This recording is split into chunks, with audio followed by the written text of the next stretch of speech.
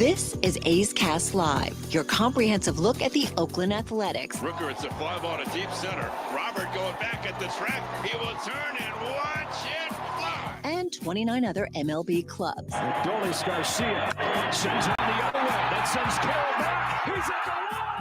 And the legend grows. Ronald Acuna, another milestone in a truly historic season. Julio with an absolute nuke out to left field. It's Glaber Day. And like a good Glaber, Torres is there. Join us as we take you inside the baseball universe. From humidors to Stuff Plus to walk-off dingers, we have you covered. Spend your afternoon with us, only on A's Cast Live. Here's Chris Townsend. I don't know about you folks. I don't want July to end. And it's almost like I feel like a kid again. Because if you remember back in the day when you were a kid, July meant, oh man, school's going to be coming soon. Now, even though we used to not go back to school to what? Was it Labor Day? Kids in California already started school. No, they haven't. Nope. Our boss's son started high school on Monday. He posted on Instagram that his son started high school Monday. Wow. The majority of kids in California. I know, but it's just my weird wife, Cody, is a teacher. She's not in school. I know, but it was just weird to see somebody's already. It's not even the end of July, and kids are. What, do they have a year round or something? It's. I don't know how kids can do it. That's not normal. I don't know how kids can do it. Don't listen to Cody. Whatever it is, is it private? I don't know. It's not normal. But I can tell you, I was out somewhere and saw a bunch of kids. They weren't in school. Makes sense. It's called a park across the street from my house. They have baseball camps going right now. Every single morning, I'm waking up to the bullhorn of the instructors yelling at the kids. If it wasn't, since it's baseball, I wear it. But otherwise, you'd be like, come on, man. Summer camp right outside my house. It's the first year they're doing that. So all those kids go to school, Cody. They're all out there at summer camp. So they're not at school yet. But it makes me think of that. Because I don't want July to end. I really don't. I hope everybody's got a good feeling right now. It's kind of a giddy feeling. Beating the Giants last night, not trading your best players, just second best record in baseball. A's will finish the month. Oh, they'll finish the month with the best record in the American League in July, regardless of tonight's results. 15-8. The only teams they trail are the D-backs and the Mets. You think how bad things have been. And that's just how it goes. You go, you get on a run for a couple of years, you go for it, then you got to redo it again. You got to retool it. And we're in that retool and it sucks. But all of a sudden, you start to see a little bit of a light at the end of the tunnel. And this July has been awesome. 45 home runs. 148 runs. Runs per game, 6.4. The A's only trail the D-backs in runs and runs per game. Good for Torey Lovello, by the way, and the Snakes. As the Snakes are, they're trying to make a run at this thing again because it's been a long haul. And we had Torey on, former A, now manager of the Arizona Diamondbacks. We love the guy. He's a great guy. They ended up winning today. They won last night. A cool 17-0 against the Nats. They crushed. Let's see. Did they win today? I think ton of games today. Yeah, by the way, the White Sox lost their 17th in a row today. As they have more blown saves than wins. They have 28 blown saves and 27 wins. The Diamondbacks, let's see. They won again, 5-4. They're now at 58-51. So is it a double dip between Cleveland and Baltimore? I think they're playing tomorrow. That's August 1st. Yeah, because they already played today. Baltimore played Toronto today. The kid finally hit a home run. It was a grand slam today. But then they lost Jordan Westberg with a hand fracture. How's Toronto feeling at 50 and 59? We got a lot. They didn't want to sell. It's okay. We got David Feldman, our A's historian, is going to be here at 4:30. We've got a special treat. It's about Bay Area greatness. Sam Dykstra, MLB Pipeline. There's an interesting way to look at how this deadline went and what's up next. Are we going to see what the Angels did last year coming up, where the Angels went for it, immediately lost in August, and then tried to dump salary on waivers? That is something baseball's like, no, we don't want to see this. We'll get into that. And also, Shooty Babitt, our great scout for the Athletics, does TV, NBC, California, A's pre- and post-game live. But this series, he is the color guy with Jenny Kavnar. So been pretty cool seeing our guy Shooty Babitt all suited up on the broadcast and bringing his flair and how he sees the game, because he sees the game as a lifelong scout different than most of us do. We've talked a lot about how Shooty Babitt, it's pretty amazing, but his job has been judging human beings, projecting what these young human beings will be, and interviewing parents, grandparents, girlfriends, teachers, friends. I mean, he investigates a kid and has to report back. Yes. Trade, whether it's back in the day, drafting the kid or going to see somebody like a Zach Wheeler when he was working for the Mets.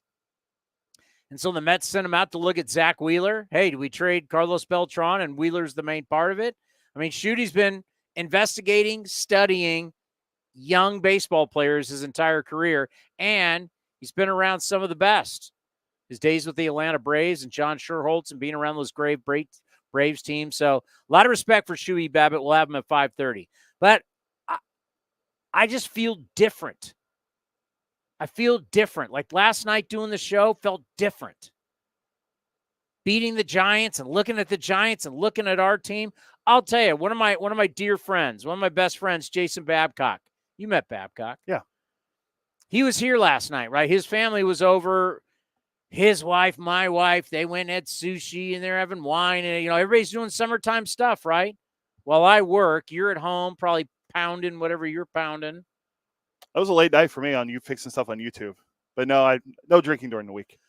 So seltzer water. They all came back to my house and I'm outside. I'm watching the game and they came back after my 5th inning hit. We're playing a little David Force for you in the 5th inning.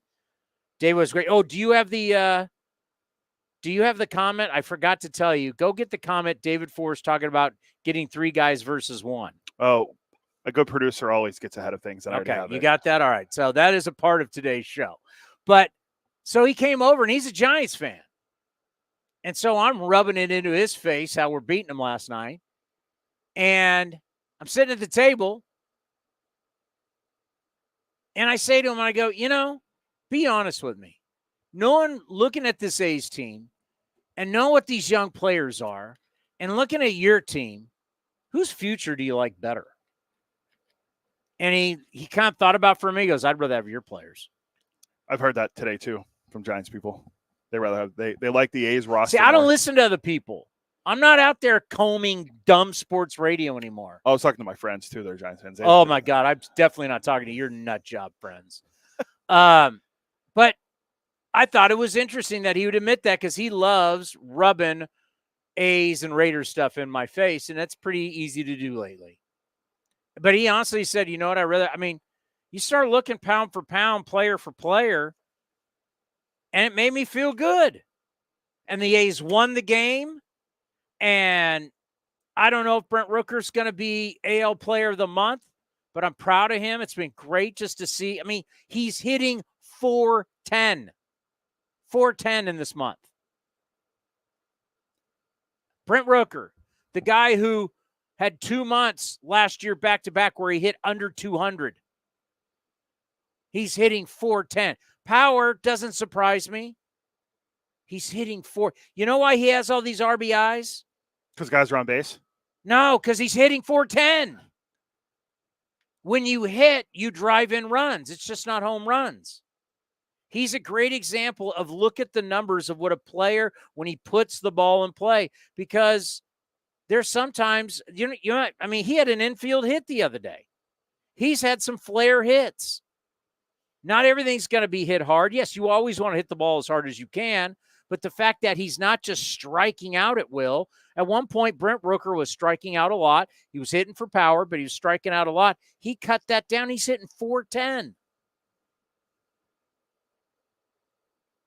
I mean, this is the most RBIs in a month, 30, since Frank Thomas had 31 in 2006, and Frank was an MVP candidate. What did he finish, third, fourth, third, something like that?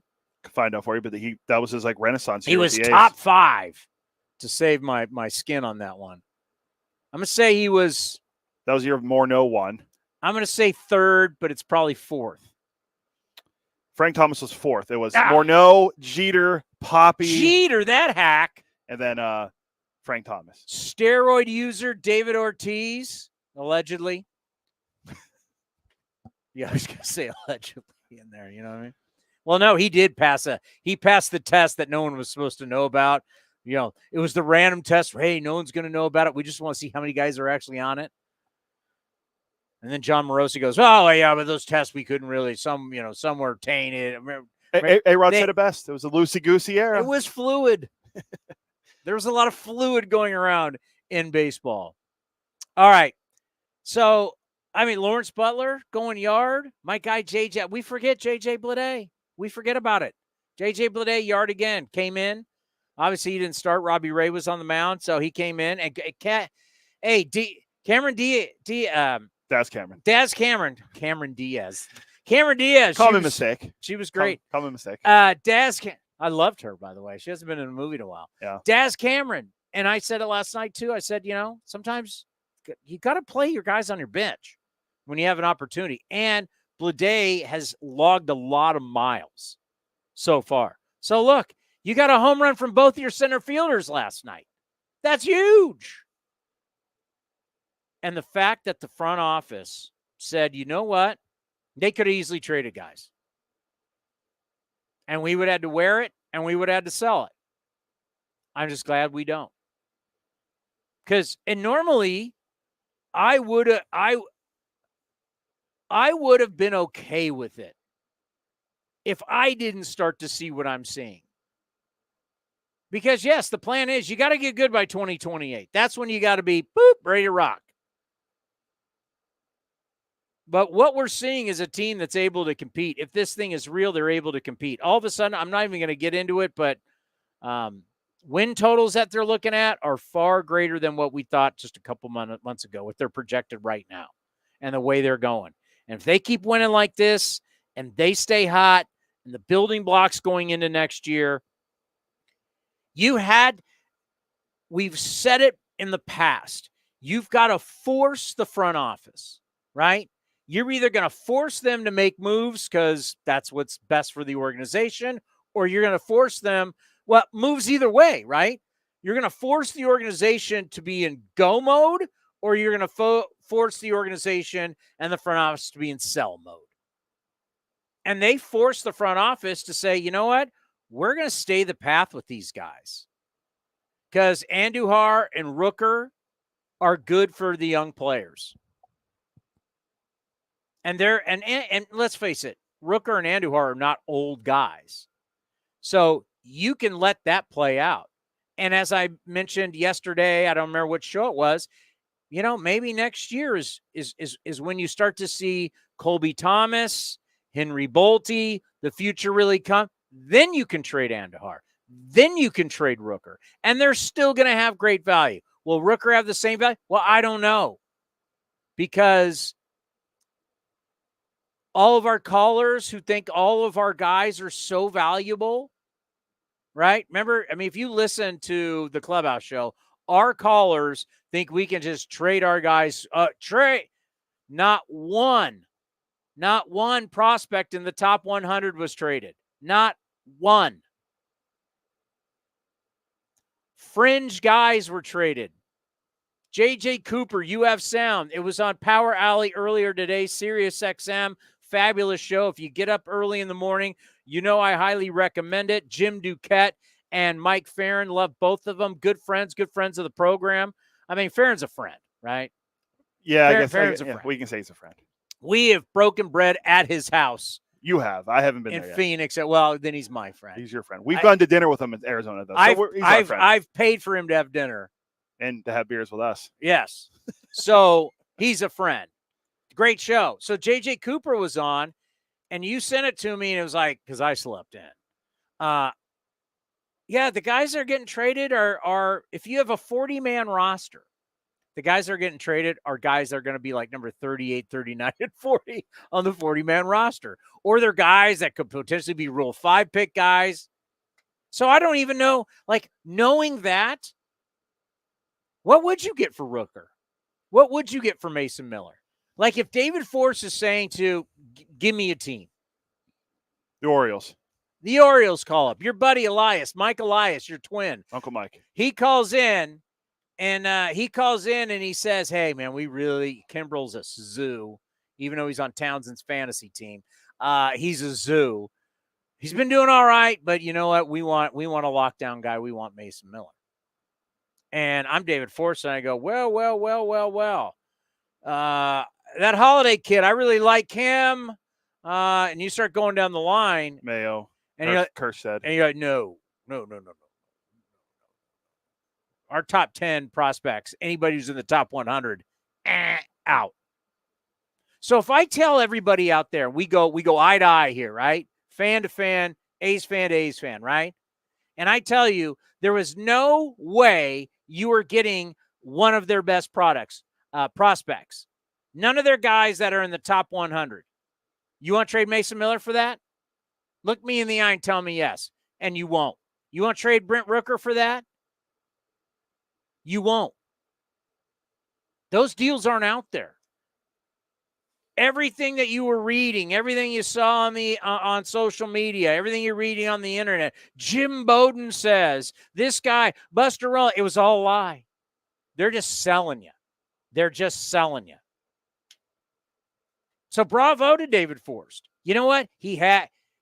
Whether you like it or not, he had to trade Olsen. He had to trade Chapman. Sean Manaea was dealing last night. See the highlights? Yeah. Good. I love me some Sean Manaea. He's a great dude. Where is he? This is right here. Sean Manaea right there. Bassey.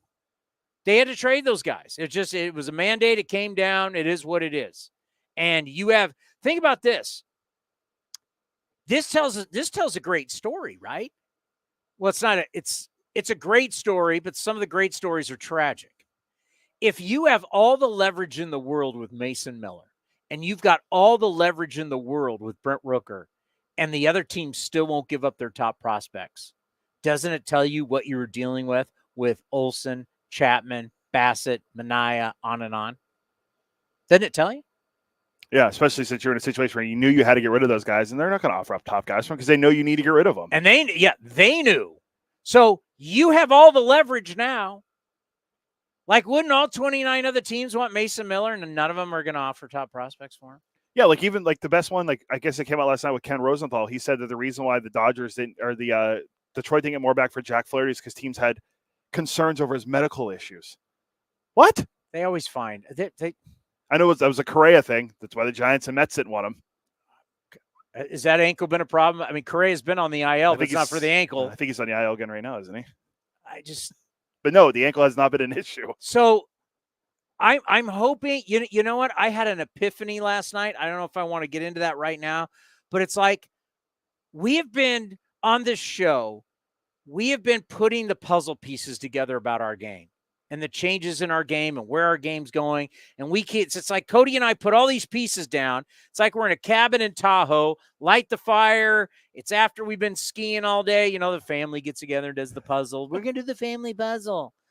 That's what I feel like we've been doing. Like, and, because so many of the pieces, how many times you're put, those crazy puzzles, and you put like 1,000 pieces that don't fit together and you got to go get another bin. That's what we've been doing.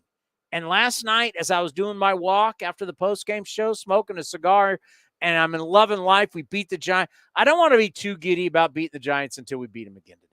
Well, we'll have to play before we go, but I did make something with. Oh, we are playing that. The home runs and something Farhan said before the game. All yesterday. I heard was Farhan, and I'm like, we're playing that. But I had a kind of epiphany of like, oh, I think I get it now. I think of all this time, but we've lived it. We're a baseball show. We don't go on to football season, basketball season. We're baseball year round, right? We live it, right? Winter meetings, all these deadlines, all these different things, draft. We live it. And it's like, I think I've kind of figured out where our game is because I've been using the term hedge fund baseball.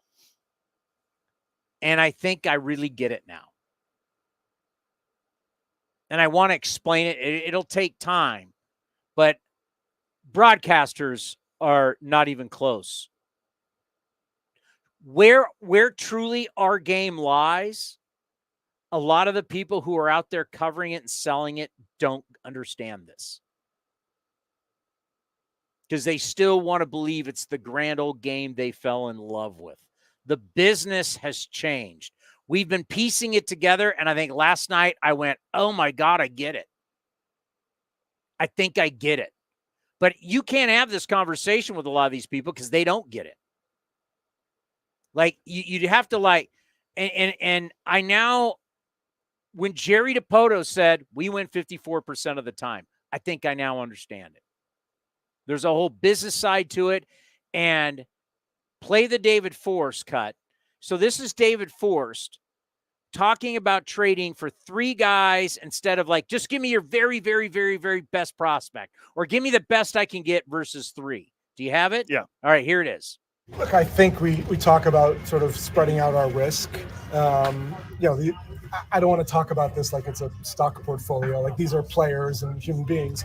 But the fact is, until they're major league players, like, they're prospects, and we know there's risk involved in what they're going to be as big leaguers. So I think when we do look to make a deal, I think you recognize there's a certain risk that comes with pitchers. There's a certain risk that comes with minor league players who are further away from the big leagues. And I think when we try and put together a package, you want to spread out some of that risk to make sure you do get return on the deal. I did this last night in the post-game show, and I still have it written in front of me. I said to everybody, count how many times he said the word risk. 5. I was listening to that. That's why I did that. How long was the cut? 36 seconds. 36 seconds. He said the word risk 5 times. Why take risk? Hedge funds don't take risk.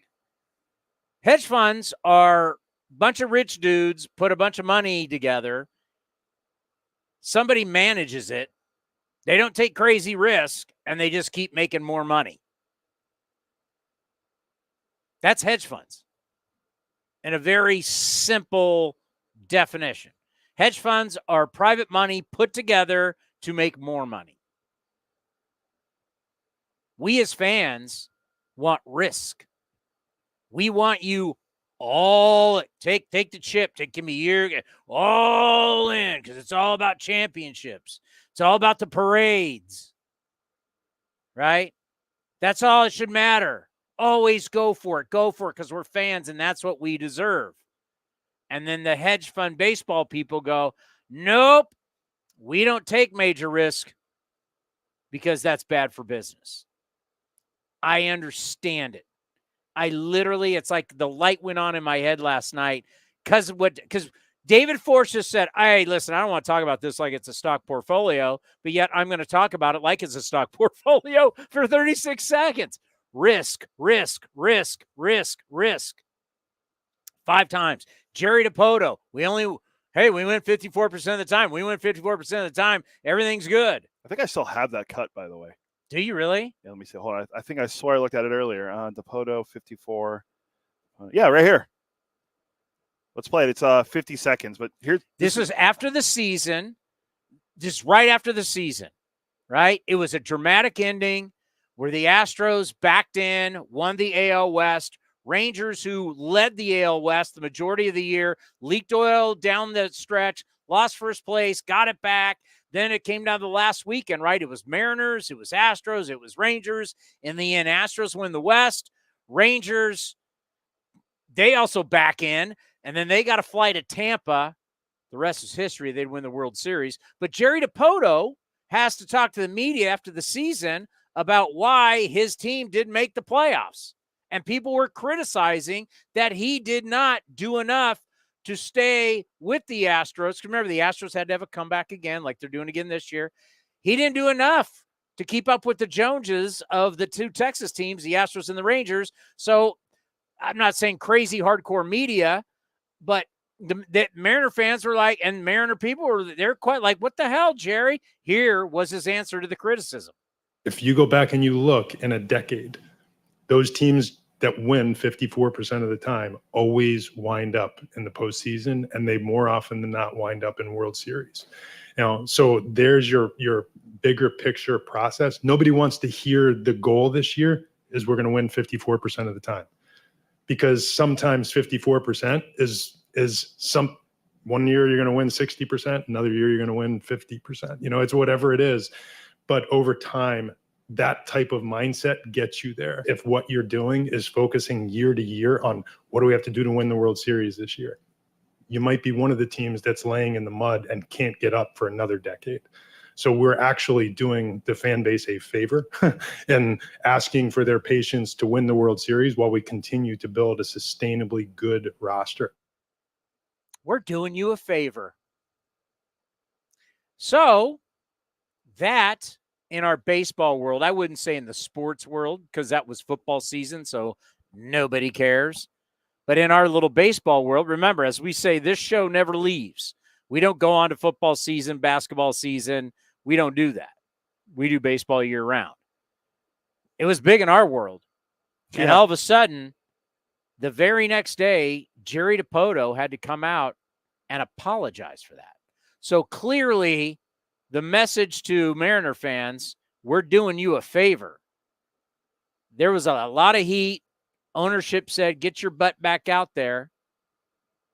But you know what? I now totally understand. I had an epiphany last night. I understand. And you know what? From a business standpoint, he's right. He's right. Because winning championships is hard. And winning is hard. And we get sold on the whole thing. I would love to see the numbers for the Texas Rangers and also the Arizona Diamondbacks of really just how much business went up going to the World Series. I really would. I'd like to see everything and how it's related to this year. Like, how much did their social media improve? How much did their merchandise improve? How much did ticket sales? How much did ratings? How much did everything? Is it the boom? We sell it without knowing the numbers. You know who'd be a good person to talk to about that is Raider Vito, because the NFL does share their numbers with each other. So he would know who's social media, like he'd have an idea. Baseball, I don't know. I'd love to know what the boom is. Is there that big of a boom of winning a World Series? It's interesting. David Feldman, our A's historian, has been in professional sports for a long time. Before we get into our top 10, it's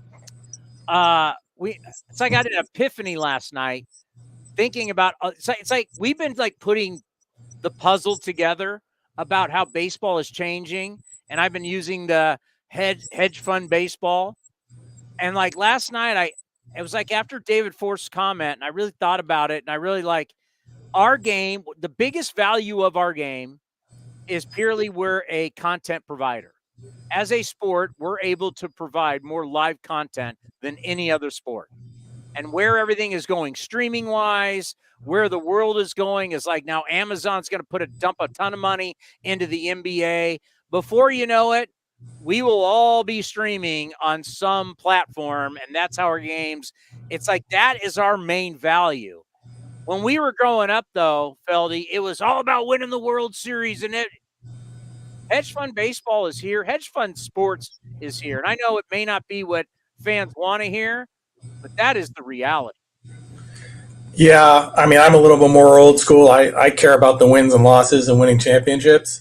But it's a commodity now. It's much more of a business. Look at the money that's involved. It's crazy to think that, 70 years ago, and Bill Veeck, who was a self-made man, can own a baseball team, sell a baseball team, buy another one as a single proprietor. That is almost impossible now. Yeah. Today I was watching the Rays game, and they made their big announcement about their stadium. They are going to build a new stadium in St. Petersburg, and it's going to open in 2028. And they have their renderings, and the president of the team's on there, and the whole deal, and they got the votes. And I don't know if you saw any of it, but it was, I don't know, it was heartbreaking or excited for them. I don't know what I felt, but it was just like, this is just, it's nuts what's going on with our sports now. It's not about wins and losses. It's about so much more. Yeah, it's like the Boston Red Sox, right? The Boston Red Sox, they won their titles, and then their ownership group started accumulating and getting bigger other franchises in other sports, right? A soccer team, a hockey team. And then everybody in Boston went, hey, man, remember you guys are all about winning World Series? You're now not doing that anymore. They brought in Heim Bloom, and, it's like, yeah, it's like, I get it. I understand. And there's still going to be owners who still are going to be all in, but it's hard to be all in sports where you have a salary cap. I mentioned that yesterday. I think you know about that as well as anybody. I mean, when you have a salary cap, Milwaukee can compete year in and year out.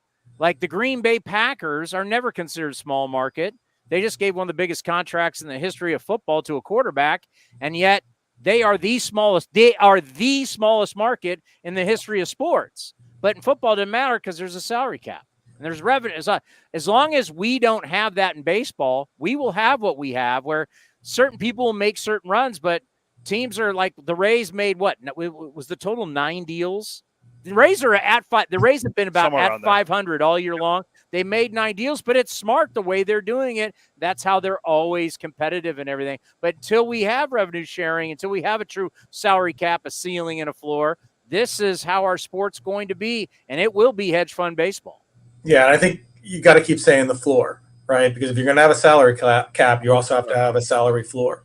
And, it's talking the Scott Borases and those agents in. Because the whole reason we don't have a salary cap is because those agents said, well, I'm not going to put a limit on what my best player can earn. Why would I ever do that? Not looking at the big picture, because they don't care about the big picture. They only care about their top clients. Well, if you raise everybody up, there's a minimum every team has to spend. Yes, there's a limit to what you can spend, but this total amount of money is going to players, much like we see in the NBA.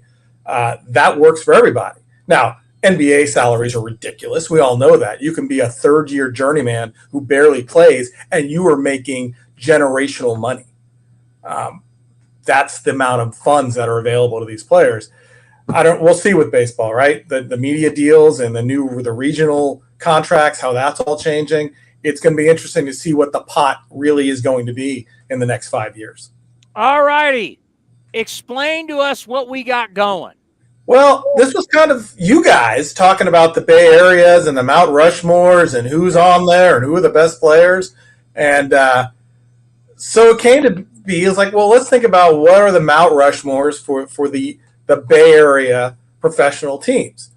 And it's not something I think you really have to research, right? This is more of a feel and what you think sort of thing, right? Who are the guys, who are the top players from these franchises? And who comes to mind, and who are you putting on that Mount Rushmore? Who are your 4 top guys? It's interesting because some have been around a long time. Like the 49ers have been around. Everybody else kind of came from somewhere else. 49ers have been playing in the NFL well before the NFL that we know today. Sure. Old school NFL, where you played you didn't play for a Super Bowl, you played for an NFL title, right, back in the day. So the Niners have been around for a really long time. Raiders, are you doing Raiders? Yeah, I'm doing the first incarnation of the Oakland Raiders because the Raiders, and I hate to do this to you, Towny, because you were part of it. The second incarnation, I don't know anything about that. Derek Carr, Hostet, who are these guys? Jeff George? Rick Gannon was an MVP. Tim Brown was a Hall of Famer. Oh, good for him. Yeah, I don't know anything about that. That's fair. The fact that you're including them, I'm cool with. All right, so who do you want to start with? Well, I always start the Raiders. And Cody will do the Sharks. Cody will do the Sharks because, again, much like the second incarnation of the Raiders, I know nothing about the Sharks at all. No quakes here either. So just so everyone knows, no quakes. Let's start with the Raiders. The first Raiders, right? The original Oakland Raiders starting in 1960, the Al Davis Raiders. And for me, when I think about the Raiders, I think first Ken Stabler, the Snake. Football's a little different than the other sports where offensive players don't play defense, right? So it's not like you control the whole game. Basketball player, you're playing both sides. Major League Baseball player, unless you're a DH, you're playing both sides. But football, you're the quarterback. You're not playing defense. So, yeah, he only won the one Super Bowl. He got to the AFC Championship game almost every year, and he always found a way to win. He lost some of those championship games because of the defense, not because of how he played. For me, the Steelers, too, which was one of the great teams in the history of football. Yeah, incredible rivalry. Yeah. But for Stabler, and if you needed a way to win a game, whether it's Sea Hands and Clarence Davis, whether it's the Holy Roller, John Madden, get your big butt out of here, he does. That's the guy you wanted with the ball in his hand because Ken Stabler is going to find a way to win. All right, that's one. Number two, now I'm going to go to the defensive side, and we talk about a great defender. And again, if you've watched the Super Bowl film from Super Bowl 11 and Bill King, it's old man Willie Brown. Willie Brown was a tremendous cornerback in an era where cornerbacks could actually play defense still. Right now, you can't touch anybody. But back then, you could manhandle a guy up and down the field, and Willie Brown was fantastic at it, picking the ball. He was unbelievable. Willie Brown's up there for me. All right. Number three. I don't dispute any of these. Yeah. I'm going Ray Guy. The punter? The greatest punter in NFL history.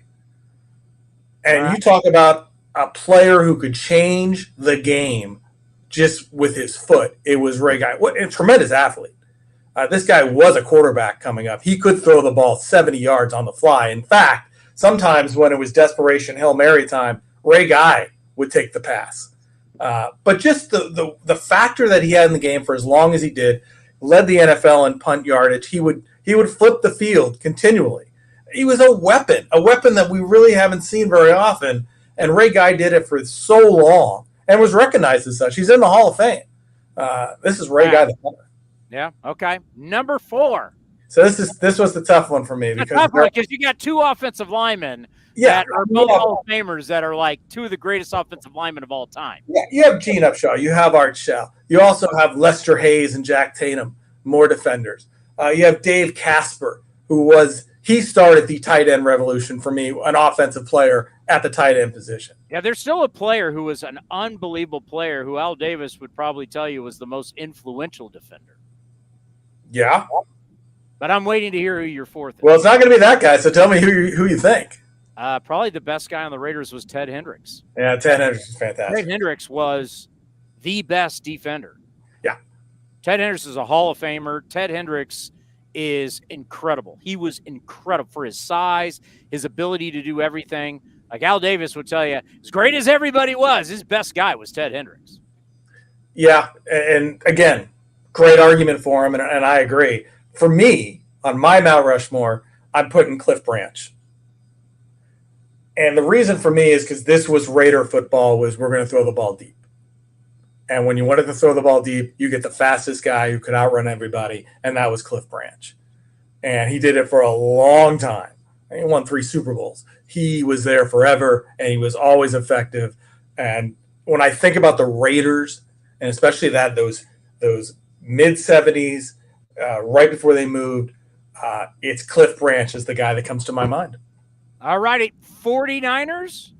Yeah, see, I'm a little light on the Niners and want to get your ideas on here. I'm very much in their Super Bowl era, and I know the John Brodys of the world and the R.C. Owens, but I'm a Super Bowl era of Niners. So I got Joe Montana's up there.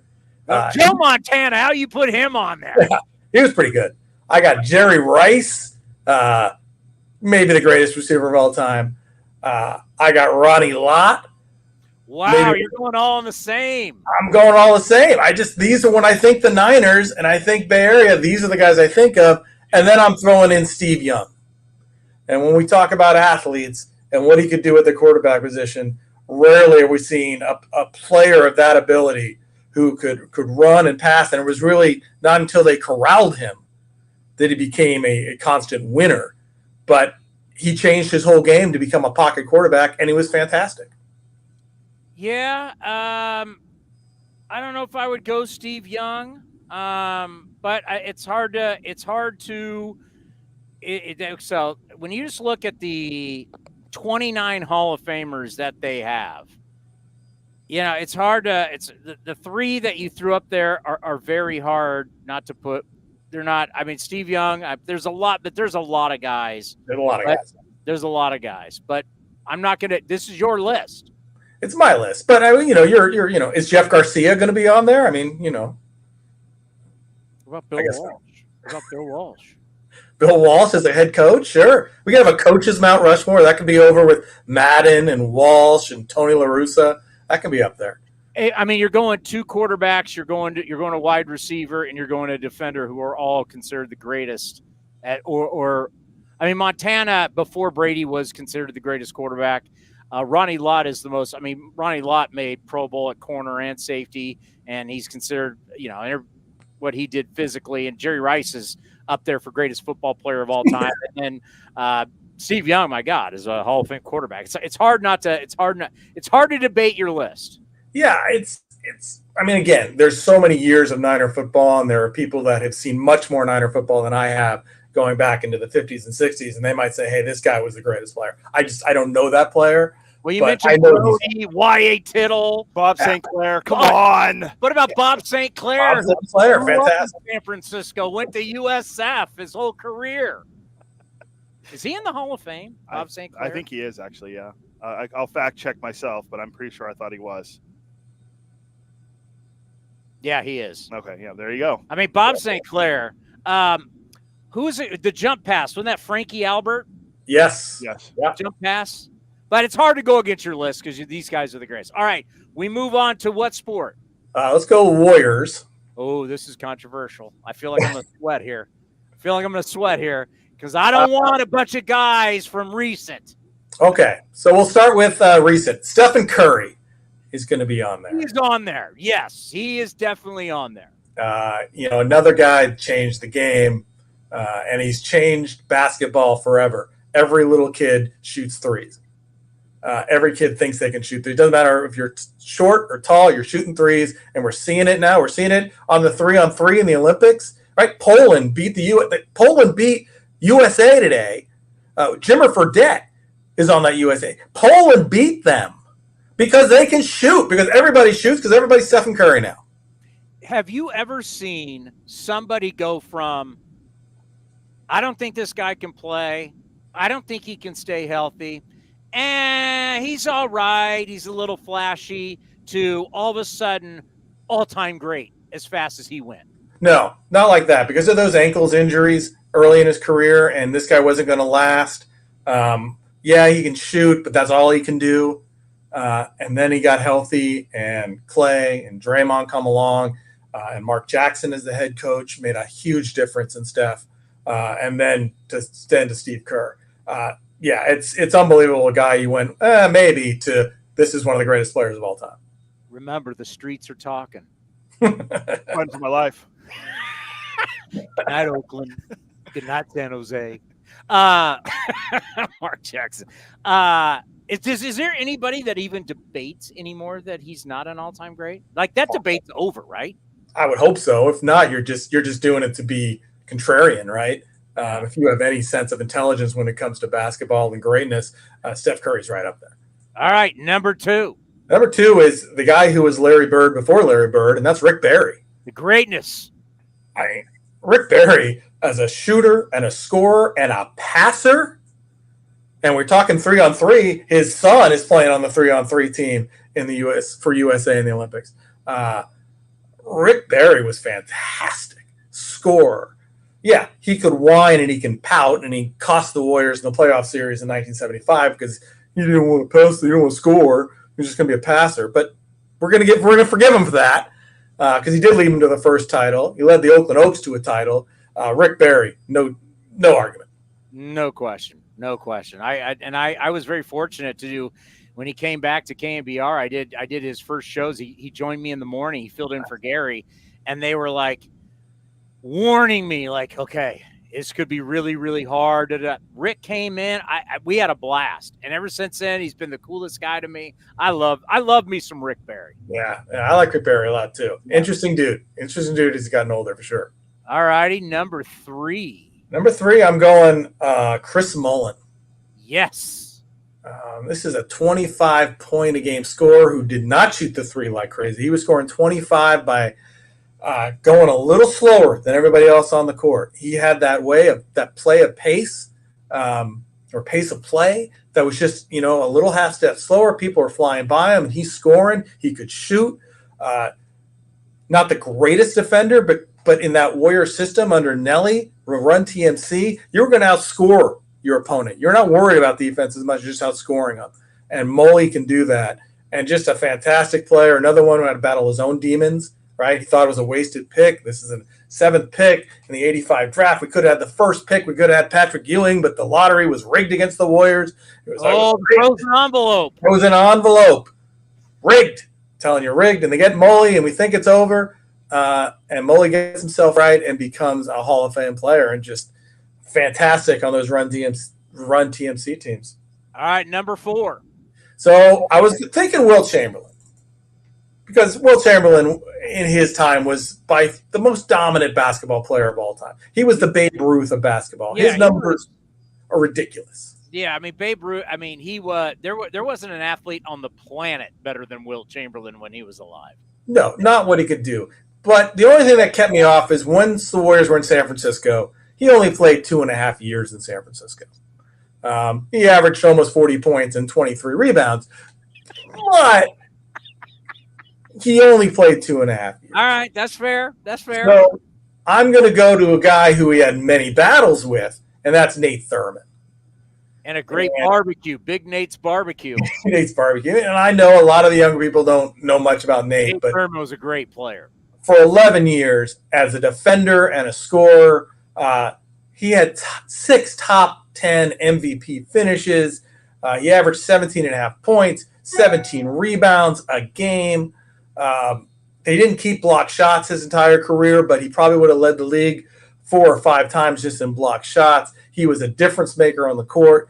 It was sad that they traded him the year before they won their title, but for those 11 years, from going from the San Francisco Warriors to the Golden State Warriors, he was that face of that franchise and just a tremendous player.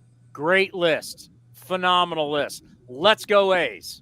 Let's go Cody first. Let's go Sharks. Shark. He's going to have them all from the same team.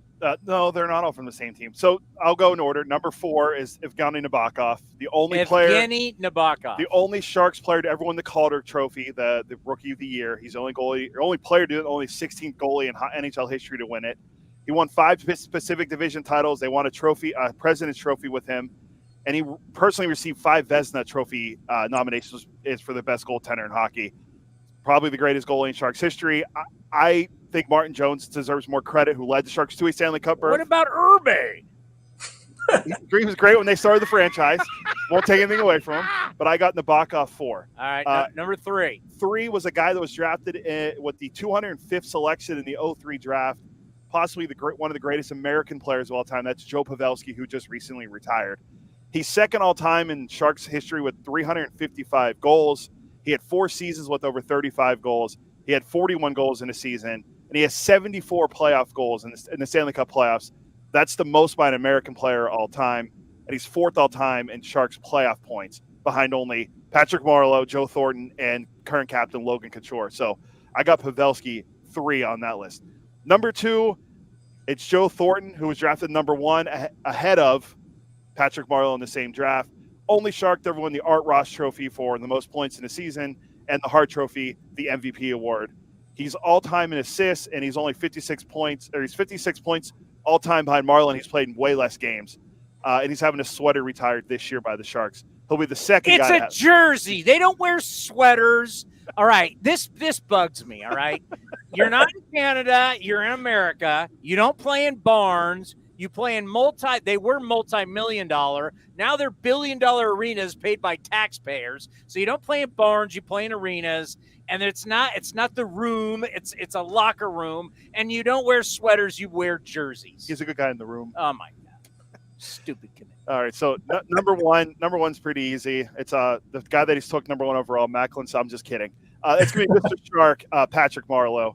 Sharks leader in games played, 1,607. Goals scored, 522. He hit the 30-goal mark 7 times. He had scored 41 in the year 2009-2010 season, 3-time All-Star. He'll probably be, well, no, not probably. He will be the first Shark to play a majority of his career in San Jose to be elected to the Hockey Hall of Fame. And his jersey/sweater is hanging in the rafters at SAP/HP Pavilion, San Jose. All these guys Arena. are from the same team. There's no history in this. Where's Owen Nolan? He was 5th. He was the first guy. Hey, how many big series did those 3 guys win together? They won the one Stanley Cup. That wasn't with the Backoff or Owen Nolan. No. The other 3 were on that team. I know they won the Stanley Cup once. Yeah, how did that work out? Yeah. Penguins won. Yeah, Well, yeah, Who's considered the biggest choke team of that era? In hockey? Oh boy, yeah. In the room. It has to be the Sharks. Yeah. Remember that Vegas series or the King series? They blew a 3-0. 3-0. It was 3-0. All right. Yeah. You want to go Giants? You want to go A's? It's the Giants. By the way, did you just feel really good? Just the fact that we didn't trade our guys, beat the Giants. July's been great. Was there just like a good feeling yesterday? Yeah, it was a good day. I like that the A's did not trade Rooker and Andujar. This is an offense that you're seeing in July that's playing very well together. And next season, you can have all these guys back, and hopefully you'll see some guys take some steps. I don't want to get more prospects. We have enough prospects. Let's play. Let's go, and let's start winning games again. And to win games, you're going to need to score runs, and these guys being part of your offense is going to give you a good chance to score runs. Yeah. And by the way, we will be unveiling some very disturbing news because I keep hearing about pitching. You're trying to build pitching. Good luck. I have some disturbing news on where everybody is on the amount of starting pitchers teams have used going into today. And we're not even in August yet. Yeah. So if you think you're building a pitching staff with a starting rotation, good luck. Good luck. Good luck. That ain't happening in hedge fund baseball. We don't have starting rotations. No, you need a starting staff, right? You need a staff of guys that you're going to call on to start ball games. Yeah, we don't even need a 40-man roster. We need a 60-man roster. It seems that way for sure. Okay, the San Francisco Giants, kind of pretty easy, right? It's pretty easy. I think when we get to the first 2 are easy, right? First 2, it's Willie Mays and Barry Bonds. Yeah, come on. I don't think we're going to question those 2, right? That's San Francisco Giants baseball. But then you can kind of go a little different direction here. And for me, I went Willie McCovey. Yeah. He's Willie McCovey. Yeah. And he was a great athlete. I think people think when they notice the older Willie, when he was a first baseman and he had bad knees. But when he first came up, he was playing the outfield because Orlando Cepeda's playing first base, and Orlando was kind of being a mule about it. He didn't want to play the outfield, so Willie had to go to the outfield. He was very good out there, but Willie McCovey was scary. He was a scary hitter. He was big. He was bigger than the average guy, and he hit rockets. I don't know. His exit velo must have been off the charts in 1960. So I think those 3 are definite. I think now it's decided, okay, who's going to be the 4th guy? And originally I was going to have Juan Marichal. Oh, wow. Because this guy was unreal as a starting pitcher, right? Yeah. Win seasons, ERA under 3. He never got a Cy Young vote, unfortunately. He never got a Cy Young vote until 1971 because he's dealing with Koufax and Gibson and Seaver. Ridiculous, but he kept receiving MVP votes. Couldn't get a Cy Young vote, was getting MVP votes. But he was fantastic, Juan Marichal. But I said, you know what? As much as it pains me, as much as it makes me sick. Don't do it. Don't play to this crowd. Don't play to them. It hurts me physically, mentally, emotionally. The Giants won 3 World Series. Not in a row. Couldn't do that. Couldn't even make the playoffs in a row. It was every other year they went to the playoffs. But they won 3 World Series. Don't do it. And one of them, listen, after they won in 2014, I really thought the championship parade should have been just one guy on a horse. The rest of the team could have stayed home. It should have just been Bumgarner on a horse down Market Street because that's the only reason they won that. But he's not on my Mount Rushmore. I know where you're going. I have to go with Buster Posey. He was he would be on there. You know, he was a difference maker when he came up on Memorial Day in 2010. He changed that whole outlook of that team. Rookie of the year, wins the World Series. Rookie catcher winning the World Series, almost unheard of. Gets run over by Scott's Cousins in 2011. The whole team falls apart. Comes back in 2012, wins a batting title, goes to the World Series. I just have to give him he's going to be a Hall of Fame catcher. He's going to go in his first ballot. We saw Joe Mauer go in as a first ballot. And the reason Joe Mauer went in as a first ballot, because all those people want to vote for Buster Posey. And you can't vote for Buster Posey if you didn't vote for Joe Mauer. I'm just saying this. I am just going to go out on a limb, and I'm going to say this. When I go to Cooperstown, the next time I go, I've been 3 times. My grandfather's got stuff there. When I show up to Cooperstown, I'm walking right by Todd Helton. I'm walking right by Joe Mauer, and I will for sure walk by Buster Posey, and I won't even look at their plaques. I want to be on record for that. They may be in there, but I'm going to go look at Willie Mays and Babe Ruth and Ted Williams. I'm going to go look at the real Hall of Ricky Henderson. I'm walking right past those guys. Yeah, I feel you. I feel how the Hall of Fame has come down, especially as we've gotten older and we've seen players that we saw their whole careers and we never thought of them as a Hall of Famer while watching them, and now they're in the Hall of Fame. You go, oh, that's not the Hall of Fame that I remember. That's not my Tom Seaver, Jim Palmer, Catfish Hunter. This is Burt Blyleven. What? Come on now. No one ever paid $1 to watch Burt Blyleven pitch. People are trying to get Bobby Abreu in. Oh, jeez. Come on now. Seriously. Look, Scott Rowland's in there, and I have a hard enough struggle with that. I'm like, I'll take a crowbar to that and get him out of there. Ugh. Scott Rowland is a baseball Hall of Famer. Are you serious? I'm walking by his plaque, too. But for a Mount Rushmore, I think Posey's got to be on there. No one ever brings up he hit 154 in that last World Series. But again, it was one guy. It's one guy on a horse. That's the victory parade. Everyone else can stay home.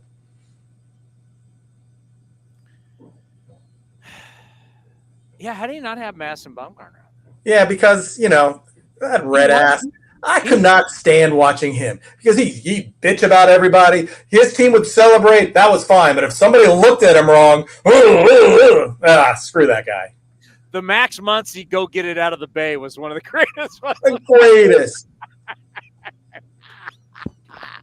There's a lot of honorable mentions there, too. There's a lot of – Will Clark was a great player. Kevin Mitchell was a great player. They had a lot of great players. Yeah, Gaylord Perry, Chili Davis. They had some really fantastic players. But these guys are so far ahead of the rest of them, in my opinion. All righty. Oakland A's, Mount Rushmore. It starts with Ricky. He's the greatest leadoff hitter of all time. No one's going to debate it. No, it's Ricky. And behind that is Reggie Jackson. And we've talked about it on this show many times, what a great athlete Reggie was, especially when he's an athletic in the early 70s. Well, just think about if the entirety of his career would have been with the A's. Those numbers are just, you'd be like, oh my God, 500. It's fantastic. And he was such a great athlete and a difference maker. And, yes, he was not Mr. October until he gets to New York. But you know what? He won the 73 World Series, most valuable player. He was huge in 74, huge home run in Game 1, huge defensive play in Game 5. Reggie is definitely up there. Well, think about it. If he stayed his whole career, he would have then run into Canseco, McGuire, right? Right. When he came back in '87, he was teammates with him. He was teammates with Canseco. But at that point, he would have been an all-time A. At that point, that would have been To have those young guys with him would have been so cool. It would have been. Yeah. No one's debating you on those two. No. So now it gets interesting. And this one, for what he meant, I'm going Dave Stewart. Wow. I'm going Dave Stewart up there. The 420 win seasons, the way he carried himself, he was Oakland. His postseason, game 1 of the '88 World Series, he completes the game. They might win that game. That's a whole different series if that happens. He got pulled after 8 innings. We know what he did in the '89 World Series. 90 World Series, a little more frustrating, and I blame a lot of that on Frank Pooley, the umpire, and Barry Larkin and their speed. But 92, after they blow Game 4, Game 5, he says, boys, pack your bags. We're going back to Toronto. And he goes out and he just shuts down Toronto and he backs it up. For me, Dave Stewart is Oakland, and he belongs on that Mount Rushmore. Who you got there? Might have heard of him. Arguably the greatest reliever of all time. Well, there's a 4th spot. Hall of Famer. What numbers he got on the back? 34. What happens if you flip that number? 43. I'm going Dennis Eckersley. Wow! No catfish? No catfish. No Raleigh No Fingers. Wally. They were able to only have a few starters and no bullpen because of this guy. It's true. And totally different the way the game was played then, with Raleigh pitching, coming out, going 2 1/3, 3 innings, sometimes 4 innings. But much like Curry changed the game of shooting a basketball, Eck changed bullpens. He changed it. The way that he was used and the way that he could be used, he changed it. And, the 92 MVP Cy Young year, great. 1990 was even better. An ERA of under 0.5. 5 walks the entire – no base runners. I think the dominance that Eck had, yes, we remember his postseason troubles with Gibson and Roberto Alomar. But outside of that, it was unbelievable. And listen, Raleigh, he gave a big home run to Al Kaline in the 11th inning that no one talks about, well, because the A's came back and won. But he also had a few, not many, a few, but not on the scale that Eck did with the spotlight. But Eck, overall, for his tenure as a reliever, he changed the game. Jack Custa's on the phone. Bob Guerin said he was our best player. Yeah. Jamal Weeks, is he on the phone too? He was untouchable. I remember we brought him in 95-7 the game. Remember, he's the untouchable guy. Remember the little backpack with the strings, Jamal Weeks? Yeah. Derek Barton was the best defender in the game, according to the front office. Charles Thomas. We traded Tim Hudson for Charles Thomas because he's the greatest defensive outfielder Bobby Cox had ever seen. Atlanta Braves. I love it. I thought the Sharks list was bad, but I thought your lists were fantastic. You know what? Here's the thing about the Sharks list. How do we know? Do we know? Is it good? I don't know. I don't know. Yes, it was good. Well, you're talking about a guy who you didn't live the early part. You weren't here. You were in Pittsburgh. Yeah, if you want to go Pittsburgh, Lemieux, Yager, Paul Coffey. No, that was fun. I tell you what. We'll just end on this because we gotta talk a little bit about the draft coming up. Is Sam going to be on time? Did you tell him? Yeah, I told him wait a few minutes. I right now I got a good feeling. Like every once in a while you start to feel like it's turning again. I'm not trying to be a homer. It's what you see. It's what you. I mean, the data tells you. The eyes tell you. Well, that's what watching what we've seen from Lawrence Butler this month, right? He got sent down. He comes back up, still struggled, but they talked to him and said, you need to make these changes. He makes those changes, and you're seeing the results, and he has been fantastic.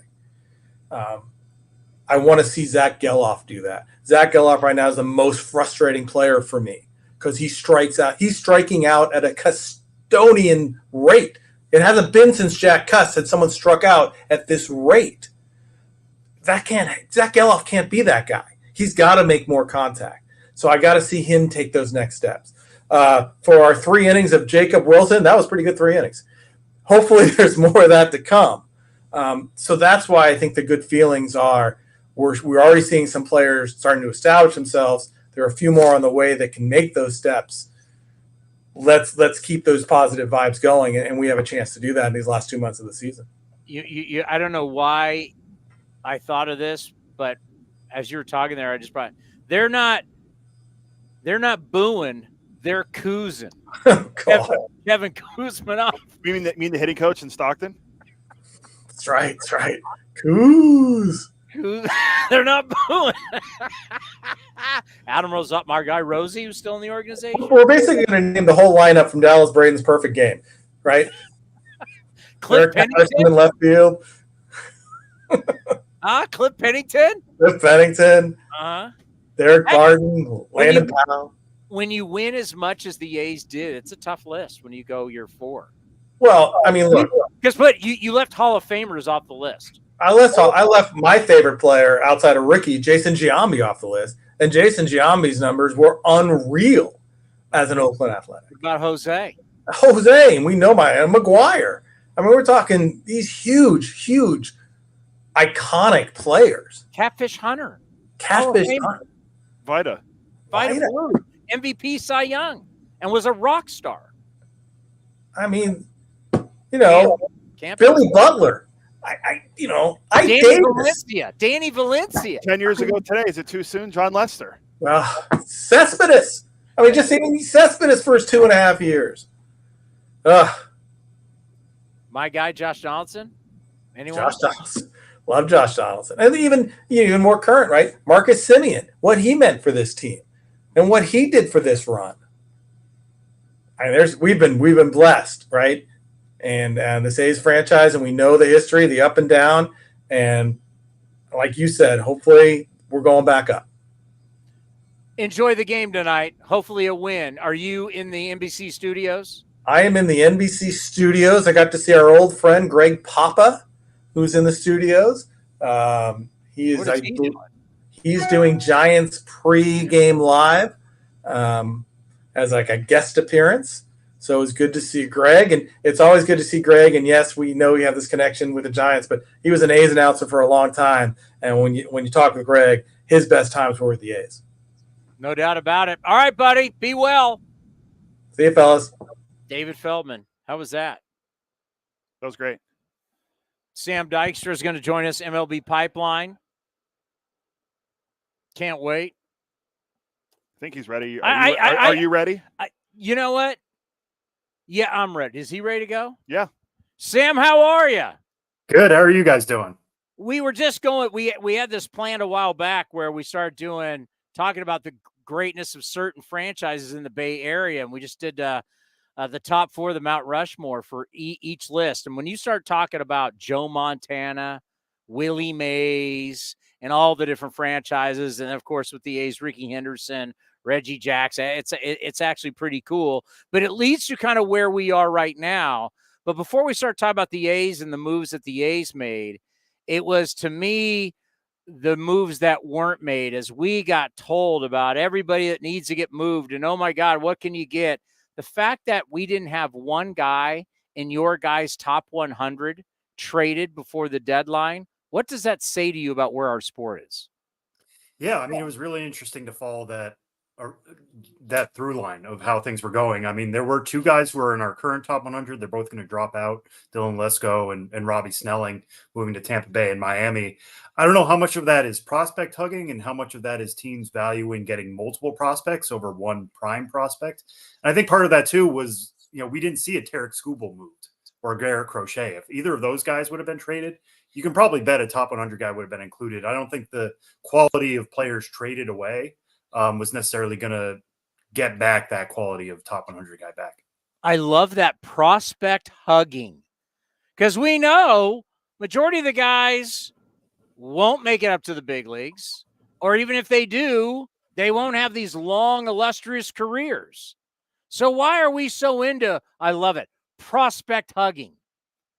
I mean, everybody loves to tell the story, right? Of we developed this guy. We drafted him. We sent him to single A, high A, double A, triple A. We've been with him all along that journey. We're who made this guy into an all-star.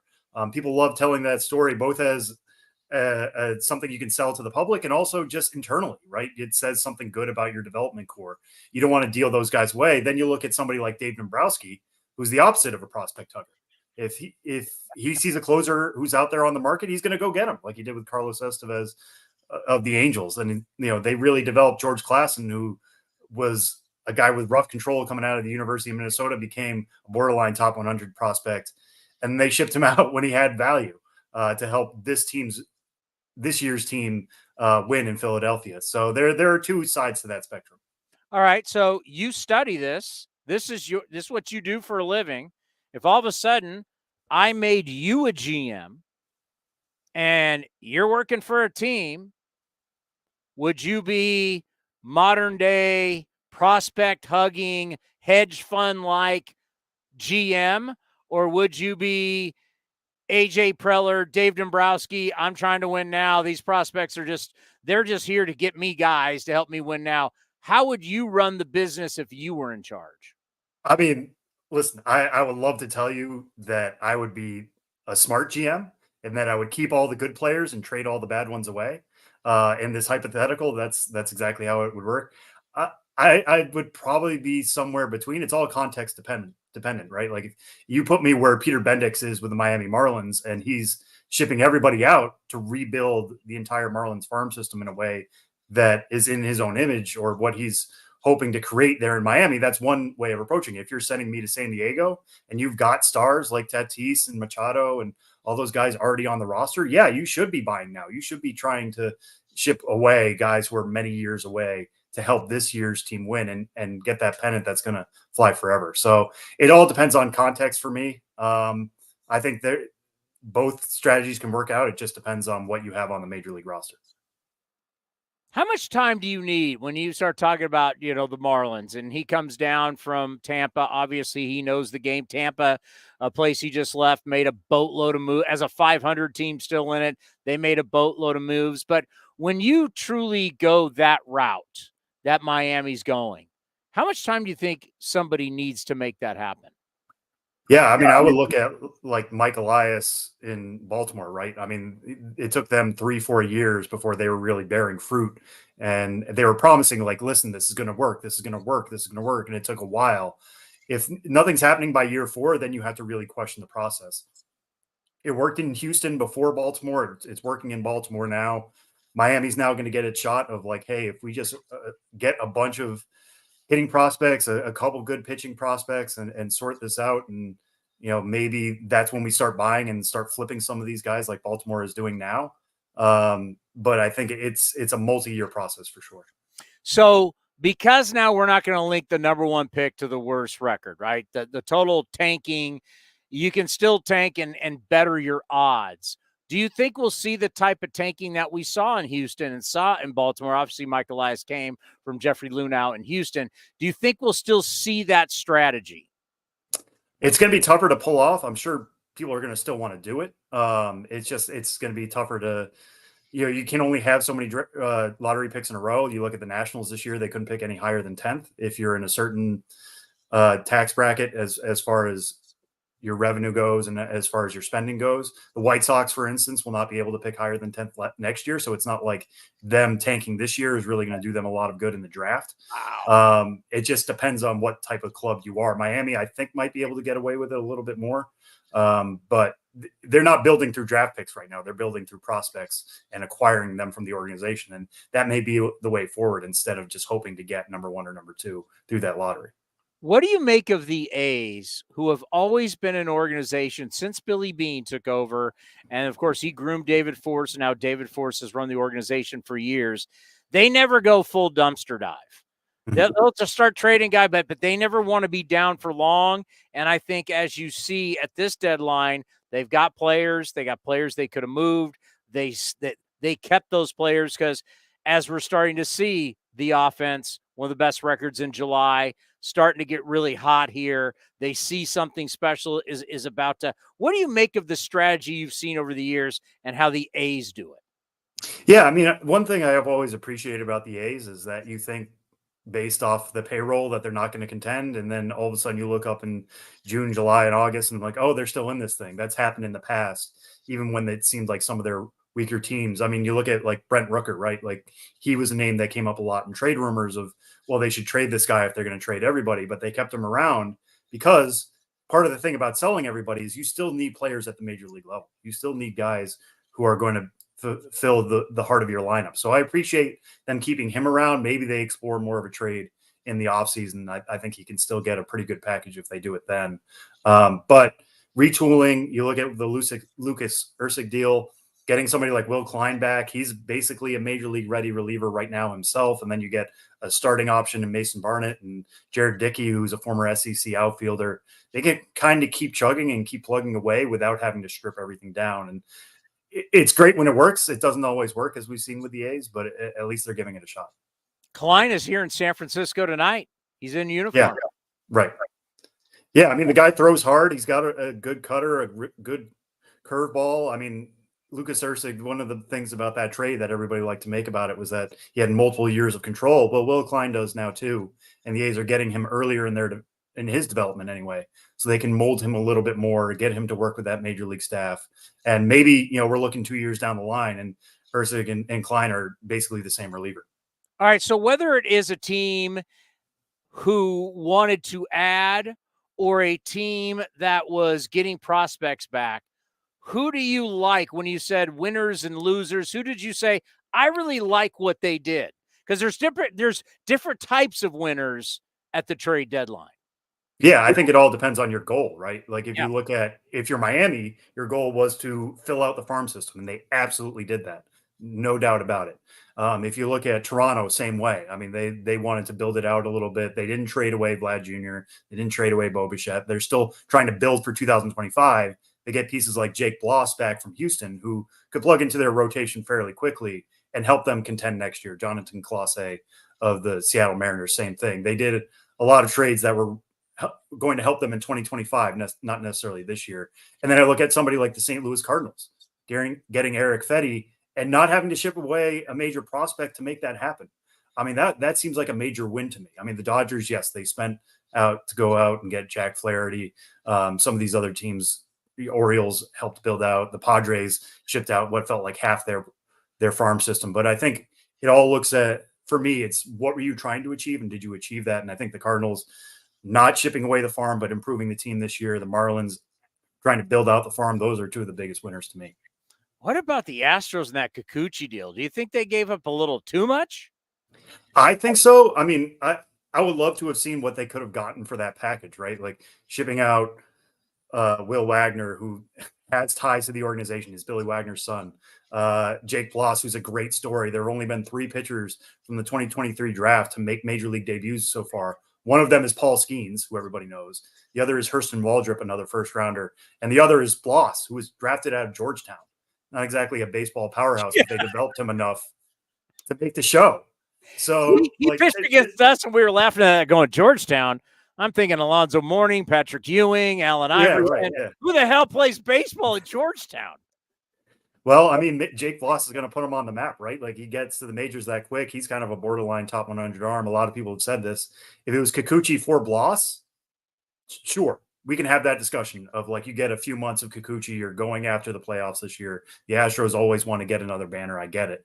But then to throw in Joey Loperfido, who's a major league outfielder with experience at the top level, and Wagner, who's knocking on the door with some pretty good AAA numbers, it felt like a real overpay, but maybe that's just what they thought they had to do to really help the rotation that has dealt with a lot of injuries in 2024. Now, this is something that when I ask you, I'm not totally sure on the rules. And I just know back in the day, international and how we were dealing with guys that you could sign was different. We now have international money and everything that we can trade international money. But Jeffrey Lunau and the Astros years ago went in to Latin America and threw a bunch of cash out there. But they weren't offering people like we offered one guy $5.1 million. They'd offer you get 70, you get 75, and they just kind of carpet bombed with a bunch of money and said we hope some of them work out, and some of them did. And it's kind of how they built pitching. Like, can you still in a way, do something like that with your international money, or is the way the Astros did it, it just can't be done today? I mean, yeah, you can spend that cap as however you want. Like if you get $5.5 million to spend in international money, you don't have to necessarily give 3 million of it to one prospect and then spread it around from there. You could go out and spend a bunch on 100,000. The only thing that makes that difficult is not necessarily at the beginning, but towards the end, when those guys come stateside, there is a domestic player cap. You can only have so many players stateside. It used to be when there were short season levels in the Appalachian League, the Northwest League, all over the place, you could just fulfill rosters and that was fine. Now there's a hard cap on how many guys you can have stateside. So you might want to try that in year one and then make some hard cuts out of the Dominican Summer League. But once those guys get into year two, you're going to have to make some hard decisions. And, guys aren't really developing in just 1 year. It's a multi-year process. So it's a little bit more difficult to do that nowadays. No doubt, because some of them are so young. So you can only have so many guys come internationally. Well, you can only have so many people on your domestic roster, it's called. So between AAA, AA, high A, single A, and the complex league, you can only have so many players. So you could spend as much as you want internationally, and then those guys will be in the DSL. But like by the time, if some of them work out, you're still going to have to move them stateside with your draft picks, and then you got to make some hard choices. Going back to the draft, it's amazing, through the years, whether it's going to be a strong high school draft or it's going to be a strong college draft. But, we look at the guys that we just drafted out of the SEC. College baseball has been, and I try and tell people, at one point college baseball was ahead of Major League Baseball when it came to data. Right. The way that some of the technology that some of the schools that have the big football and basketball money, the big conference money, like an SEC, some of these kids are so developed coming out of college. Has that really changed the draft because the data and the technology and everything that's there, that you now see teams rather go with the college guy? He's quicker to get to the big leagues than the gamble of taking the high school senior. Yeah, I mean, this year's draft was an interesting test case for that because I don't think the high school class was necessarily that great. You look at Connor Griffin or Bryce Rayner, they were, taken in the top dozen picks, but I think the overall class was pretty down. So I don't know if this year's draft class specifically was helpful towards that. I mean, you look at last year, Walker Jenkins, Max Clark, they could have gone number one overall in a different year. I mean, these high school kids are going out to complexes on, and showcase circuits between their junior and senior years, and they're getting access to data too. And it's so much easier to even study high schoolers than it was 5 years ago, never mind 10, 20 years ago. So I don't know if there's necessarily that. I think the access to facilities is certainly increased. So some of these guys who are on the line of like, hey, I can go and play single A or high A ball for a while, or I can go to this SEC school or ACC school. You look at Wake Forest, where the A's got their first round pick this year. Yeah. They are notorious for getting a pitching lab and doing wonders with that. Chase Burns went from Tennessee to Wake Forest and made himself into a top 2 pick because of the work he did with the Demon Deacons. So I think it's a combination of a lot of things. I think NIL money is going to push a lot of kids to school. That's another thing. You can get paid now before you get paid in the pros. So you can kind of double dip in that regard. But it has been crazy to hear guys come into pro ball and already have that vocabulary about their spin rate and how their fastball acts and how their curveball, what the vertical action is on that and, what their launch rate is, all that kind of stuff. They know what that is before they get here. I remember reading the article about how at Wake Forest, they're working with their hospital, and people who are pre-med who want to be orthopedic surgeons are trying to develop a way to keep preventing guys from get Tommy John surgeries. And I'm like, that's some high-end stuff. When you have, people who want to be medical professionals now working with the college athletes. I mean, that's awesome stuff. Yeah. I mean, that's a great recruiting tool too, right? Yeah. Who knows if we're ever going to figure that out? I think we're pushing the human body to the point where it's literally breaking for pitchers. I mean, getting the amount of guys who can throw 95, 97 now is greater than it's ever been in human history. And we're seeing guys break down left and right. And if somebody wants to study that and tell kids like, hey, we'll help you along that journey, that's great. I think the best way to do that is actually enforce pitch limits among college guys. I get it. You're trying to win. So if you have a guy who's cruising and you want him to go to 120 pitches, college college coaches will do that. I would rather have them cap him at 100 just to save that arm for his future career. But, you know, if school wants to actually work with medical professionals on this and they're saying, hey, we're going to treat you right, that's a great way to get some great arms in the door. Sam, fabulous stuff. Absolutely fabulous. Thank you for the time. You be well, and let's do this again soon. Yeah, absolutely. Thanks so much for having me.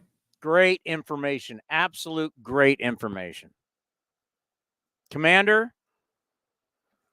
I was trying to find us a guy that was going to be able to talk about the prospects not being traded. So I went to a couple of Baseball America guys, and I was like, oh, Sam, MLB, like him on television. So I'm glad we were able to get him. Yeah, he was great talking about it. I didn't keep him too long, did I? I think it'll be okay. I'll tell him thank you, and tell him sorry. It was good stuff, right? He's got the answers because when you start talking about this kind of stuff, especially when you're going to international stuff, this is what these guys do. It's what they do for a living. We got to play how much time do we run out of time? Well, we should probably take a break, and then we haven't had a break and then yet? we'll get Shooty on from the ballpark. Can you play the JJ Cooper real quick? Which? Oh, Shooty's got to do play by. All right, coming up next, we got to get Shooty on time. The great Shooty Babitt will join us right here on A's Cast Live. Where does one community end and the next begin? Across the railroad tracks? On the other side of the river? Is it between the east side and the west side? At Comerica Bank, we believe it's all one community, and we're all part of it. That's why Comerica has invested over $20 million for affordable housing, financial education, and workforce development in lower-income communities. Because when we raise expectations for everyone, we all rise. Member FDIC, Equal Opportunity Lender. Hi fans, this season, Kingsford Capital Management is the official hedge fund sponsor of the Oakland A's. At Kingsford, down to business is their way of seeing the world. Investing has its pitfalls, treacherous chasms of half-truth and despair. Kingsford's mission is to create opportunity through application of proven innovation and entrepreneurial focus with trust, tenacity, loyalty, and growth, establishing a strong reputation as a proven intendant and validated bedrock of American finance. Kingsford Capital, down to business. August 5th is International Trading Card Day, and Topps would like to celebrate with you. Visit your participating local hobby shop to receive a pack of cards, plus receive a special card if you purchase $10 or more of Topps products while supplies last. You can also celebrate International Trading Card Day with Topps on August 5th at the Oakland Coliseum and receive an exclusive A's card pack. Follow @Topps on social media and visit Topps.com for more information. Hey, Oakland A's fans, step up to the plate with Xfinity Internet. Get the fastest speeds and low-lag streaming for an incredible viewing experience that knocks it out of the park. And you'll have a consistent connection with reduced buffering and freezing, so you can stay in all the action inning after inning. When it's game time, make sure to catch it all with internet that's powerful and reliable. Stream sports from the best seat in the house with Xfinity, because it's only live once. Actual speeds vary and not guaranteed. Many factors affect speed. For factors affecting speed, visit Xfinity.com/network management. This is the place where you can dance like nobody's watching, win like nobody's business, and get away like you mean it. So what are you waiting for? Come join the party. Take that evening out and make it a night you'll never forget. This kind of action can't be beat. It's summertime, and I can guarantee you probably need to redo your wardrobe. You want to look good, and you want to feel comfortable. This is Chris Townsend, and you got to go check out my friends at Link Soul. They've got all the finest fabrics. You're going to love the shirts, the polos, the shorts, you name it. Redo your look for summertime. Go to linksoul.com right now, and you can get an offer for 20% off. Remember, in the big leagues, to play good, you got to look good. With more sunshine returning, it's time to get outside and make the most of what Cinnabar Hills Golf Club has to offer. Like 27 championship caliber holes tucked in the beautiful hills of San Jose. And take advantage of their amazing Bay Area views for your next special event. It's all for you at Cinnabar Hills Golf Club, an award-winning venue designed to peacefully take you away from the bustle of Silicon Valley. Go to CinnabarHills.com. That's CinnabarHills.com. Being a Chevron car these days has been quite the adventure. Miami to Seattle, ocean to ocean. I've stopped at so many states and collected so many bumper stickers. Sometimes I feel like a moving passport book. It's just so great what I can do with Chevron with Techron, because it gives me unbeatable mileage and keeps my engine clean. Plus, there are so many chevrons along the way. Now the only thing I'm worried about is where to go next and where to put all my new bumper stickers. Chevron with Techron, fueled by possibility. Streaming from the studio, A's Cast Live continues with Chris Townsend. I mean, probably the biggest question for Shooty Babitt right out of the gate, joining us from the ballpark, Oracle Park. Going to be doing the TV tonight. Shooty, like, how long does it take for you to go through all your suits and pick out the very best suits? Because this is not pre- and post-game live. You're actually doing the game. I know you're bringing your A game out. It's not easy, Towny. Ain't no league bigger than this one. And the last thing you want to do is leave your A game on deck. So I try to represent as eloquently as I possibly can.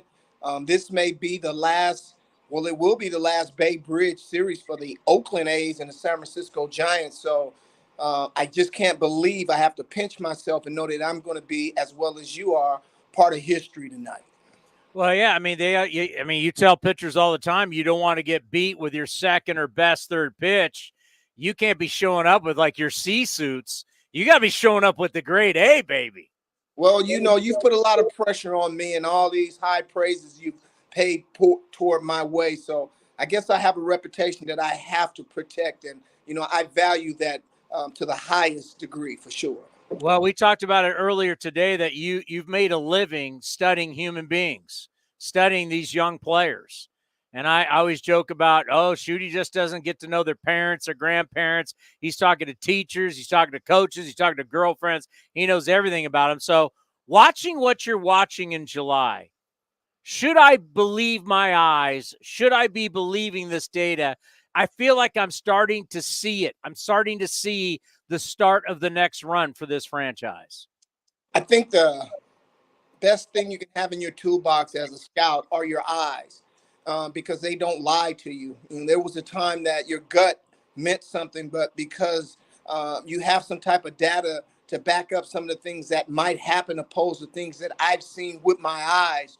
When I watch every day the way the guys prepare and the way that they get ready for games and the way that they're able to take it from BP and slow it down when the game is played at the fastest level or speed anywhere in this world, and guys that are able to do it. And I understand the work that it takes to put in to get an opportunity just to have a chance at this level. And I've watched the ebb and flows this year, some of the young players. I've watched Lawrence Butler just tear up the Cactus League, and then they put his fire out right away.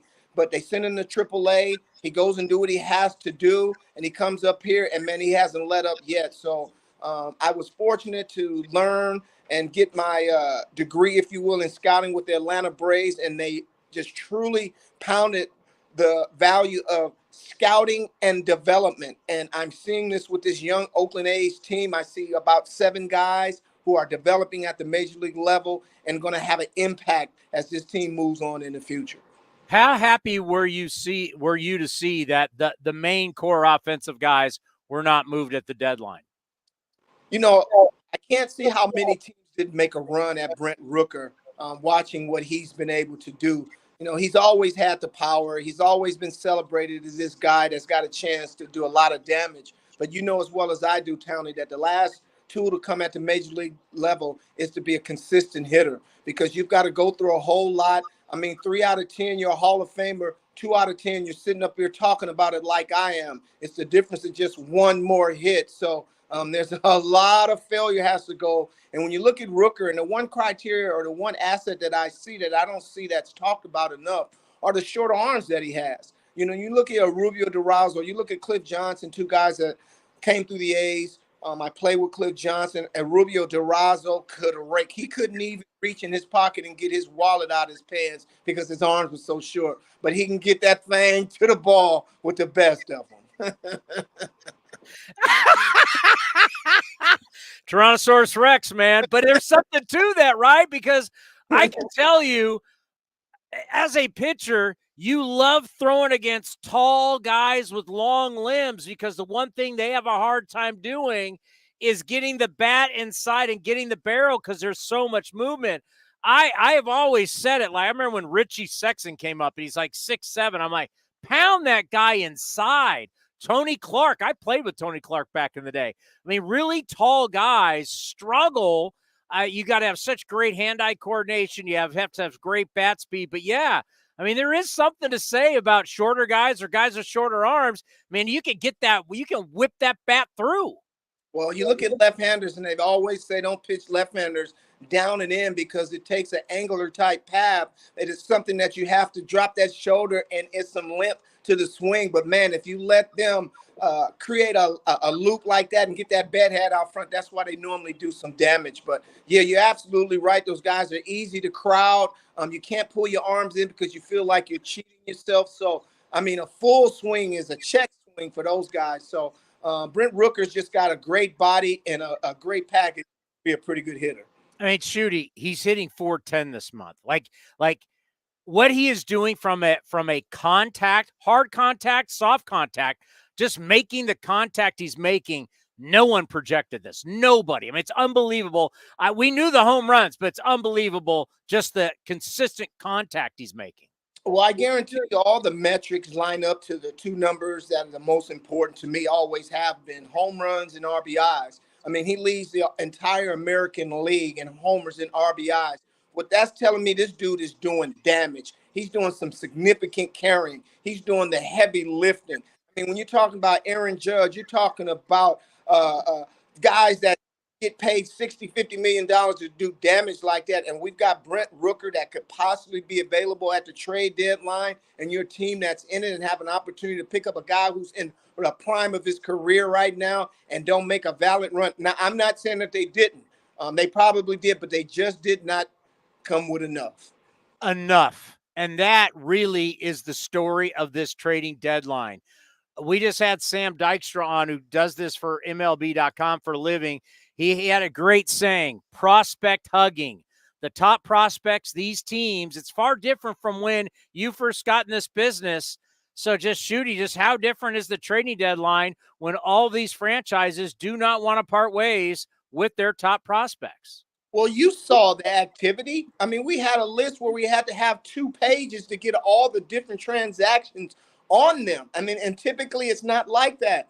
So what you see is that a lot of teams are going in the same direction and understanding the importance of development and drafting well and developing your own players, because when the trade deadline comes, there are not enough guys and bodies available to fit your needs. And if somebody's trading your pitching, I really feel that they're trying to take advantage of you because I mean, man, do you know how much credit the Oakland A's should get for being able to continue to fill a bullpen and starting pitcher with all the injuries they have and the limited amount of resources to go out and get these guys? When you have teams that have a abundance of money and can't go out and buy it. So I see the development becoming a little more relevant and prevalent in the approach that teams are going in.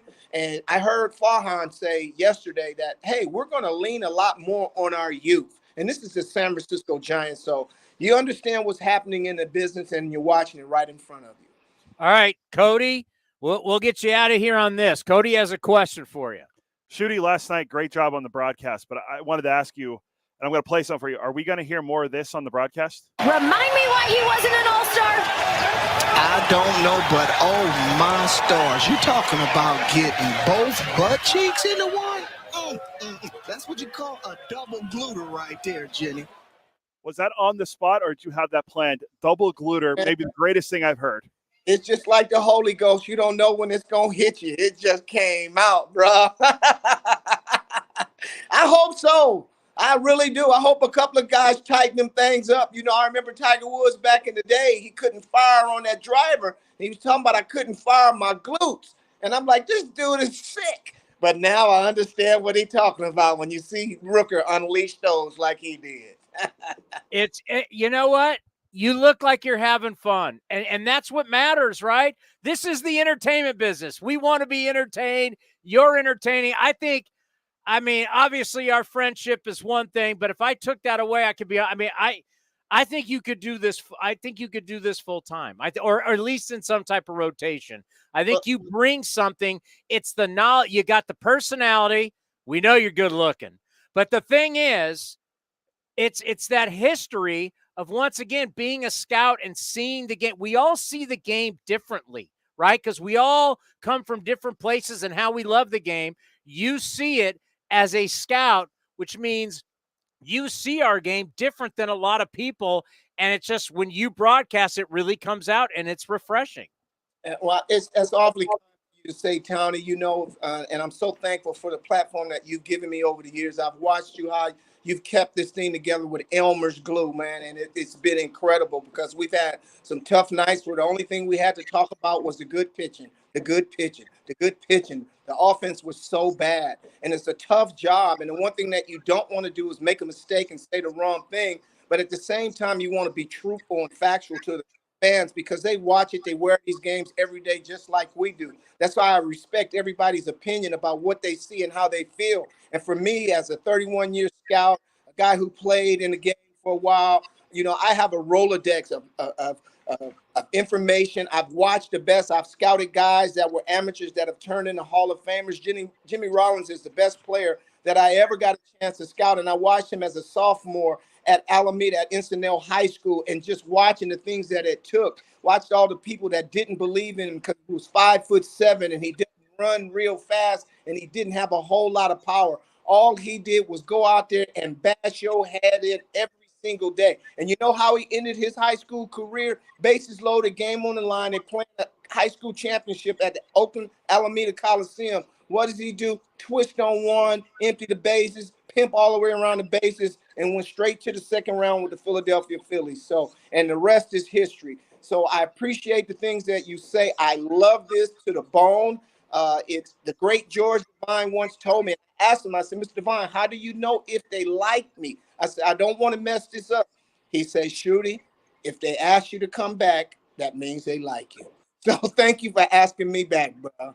Have a great call tonight. Thank you, man. Thank you, Cody. Y'all have a great day.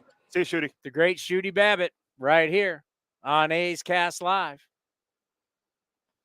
It was nice that home run. When I heard that call, and then I heard he got both of his butt cheeks into that one. I'm like, oh, what did he say that? Yeah. And I was like, that's great. So I went back and got him, and we have to play People this. forget these games are on cable. Right? Oh, I didn't mean it was a bad thing. I thought it was hilarious. No, but I know, like, people are like, I say ass, and people, I go, what? We're not on terrestrial radio. And by the way, I can say that on terrestrial radio. And you know why I can say that on terrestrial radio? I can tell you why. Because I've been in a lawsuit over something like this, and I know what you can say and cannot say. And I can say that. That's one of the words you can't say. I used to always get really, really concerned when people would talk about, when we're talking, they would say bitching. But when you're using it in the right context, you can say bitching. Yes. Yeah. You can. There's a lot of things you can say. There's certain things you can't.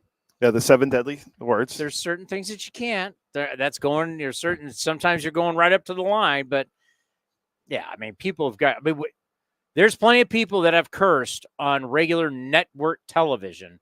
Nothing happens to them or says stuff. So it's just, everybody, relax. Do you want to see? Watch. As Aaron Rodgers once said, relax. RELAX. Relax. Pat McAfee says things all the time on Monday Night Raw, and it's like, whoa. And it's like, you know what? They don't care because they're going to Netflix soon. They're on cable. Yeah. Well, I mean, they're bleeping a crowd chants, but they will let McAfee say whatever he wants. But it's cable. They have different rules than network television. There's nudity on cable. I mean, all right. Anyway, family show.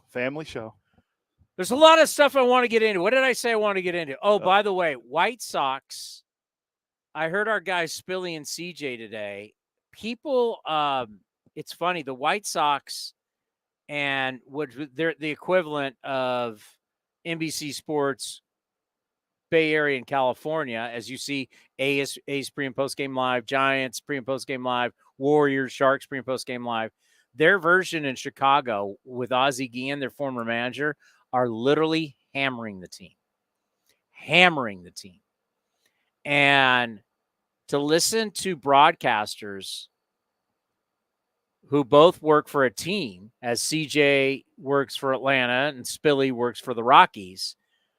And it was very obvious that they don't approve of the criticism, the harsh criticism.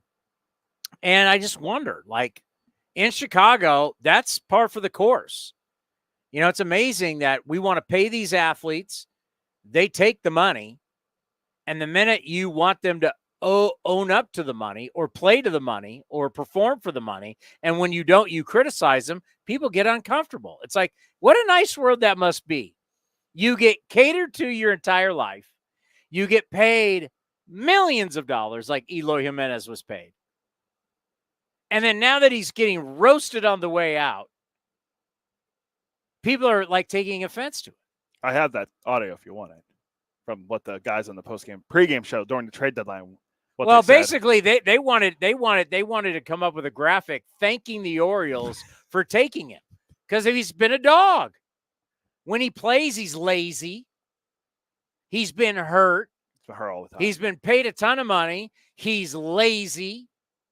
He's not considered a hard worker. Like all the things that you would criticize somebody. But in baseball, our sport has made,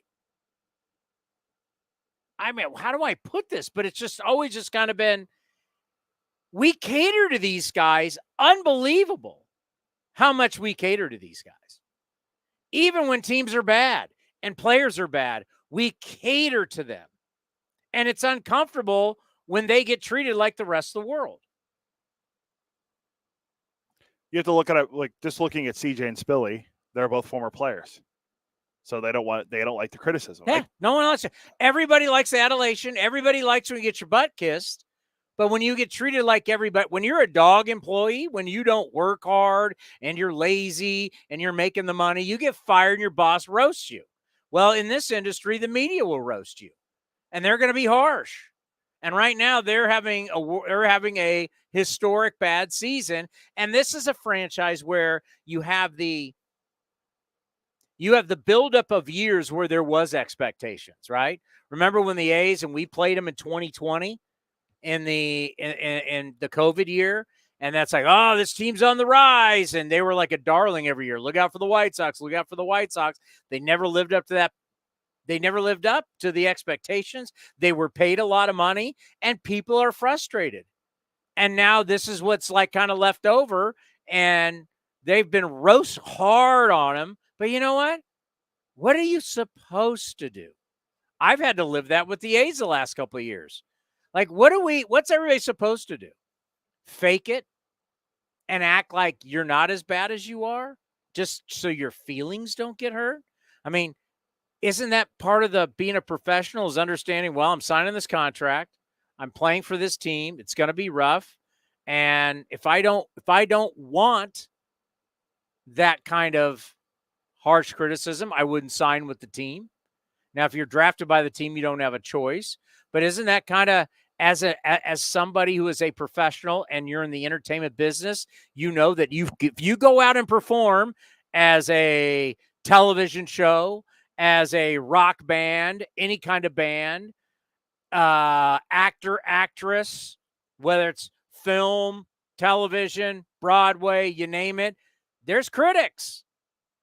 You don't want to be criticized. You want to be paid millions. You want everybody to ask for your autograph, and you want to, and let's face it, our players, modern day players, do not go, some do, but this group, so many people are paid so much, they don't have to give back. Some do, but they don't all give back.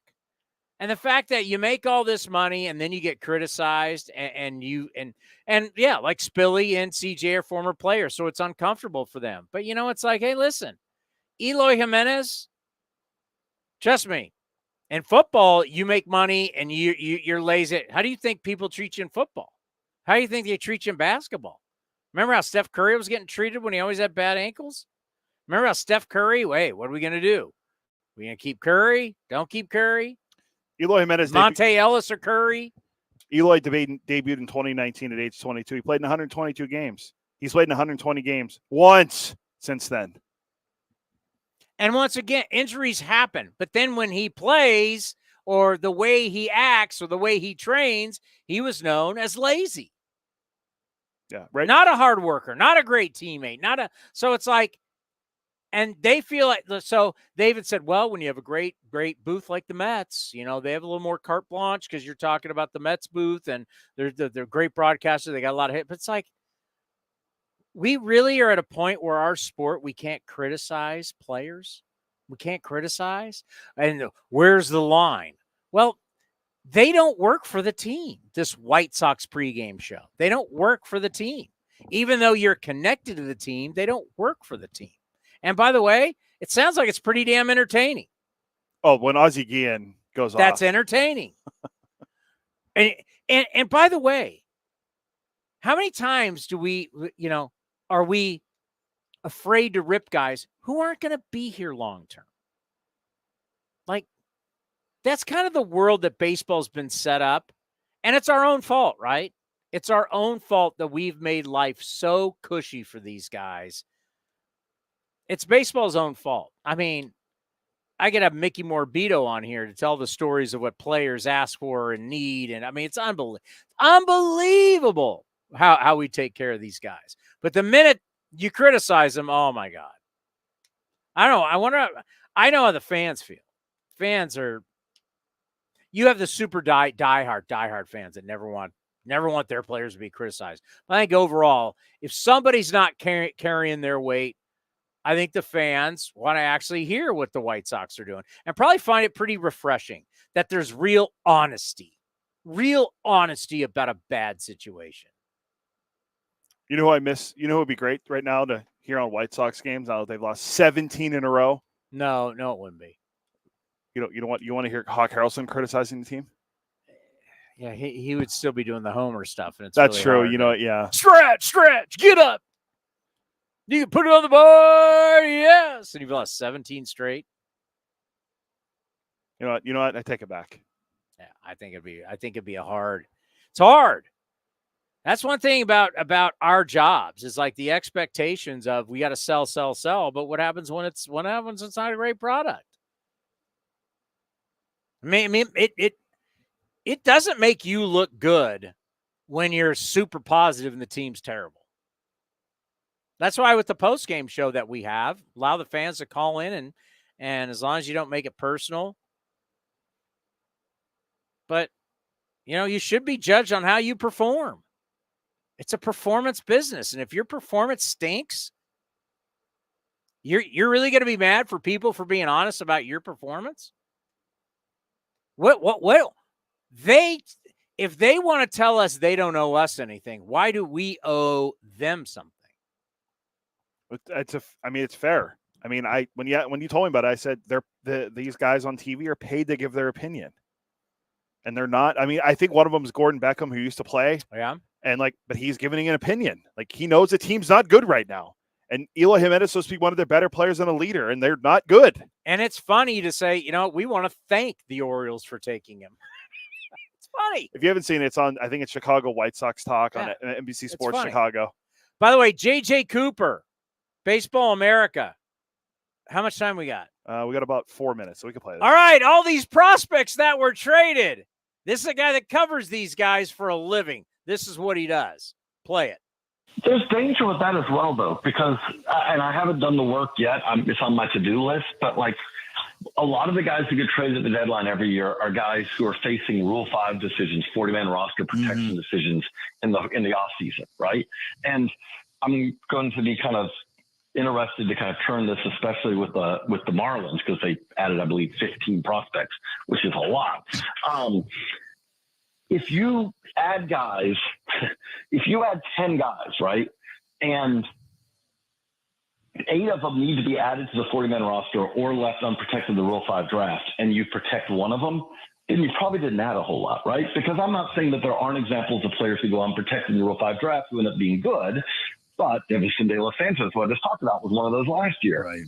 However, if they go unprotected in the Rule 5 draft, they go unpicked, you're kind of saying they're probably a fringe roster player, generally, right? Unless they're a 21-year-old international signing, they're probably a fringe roster player.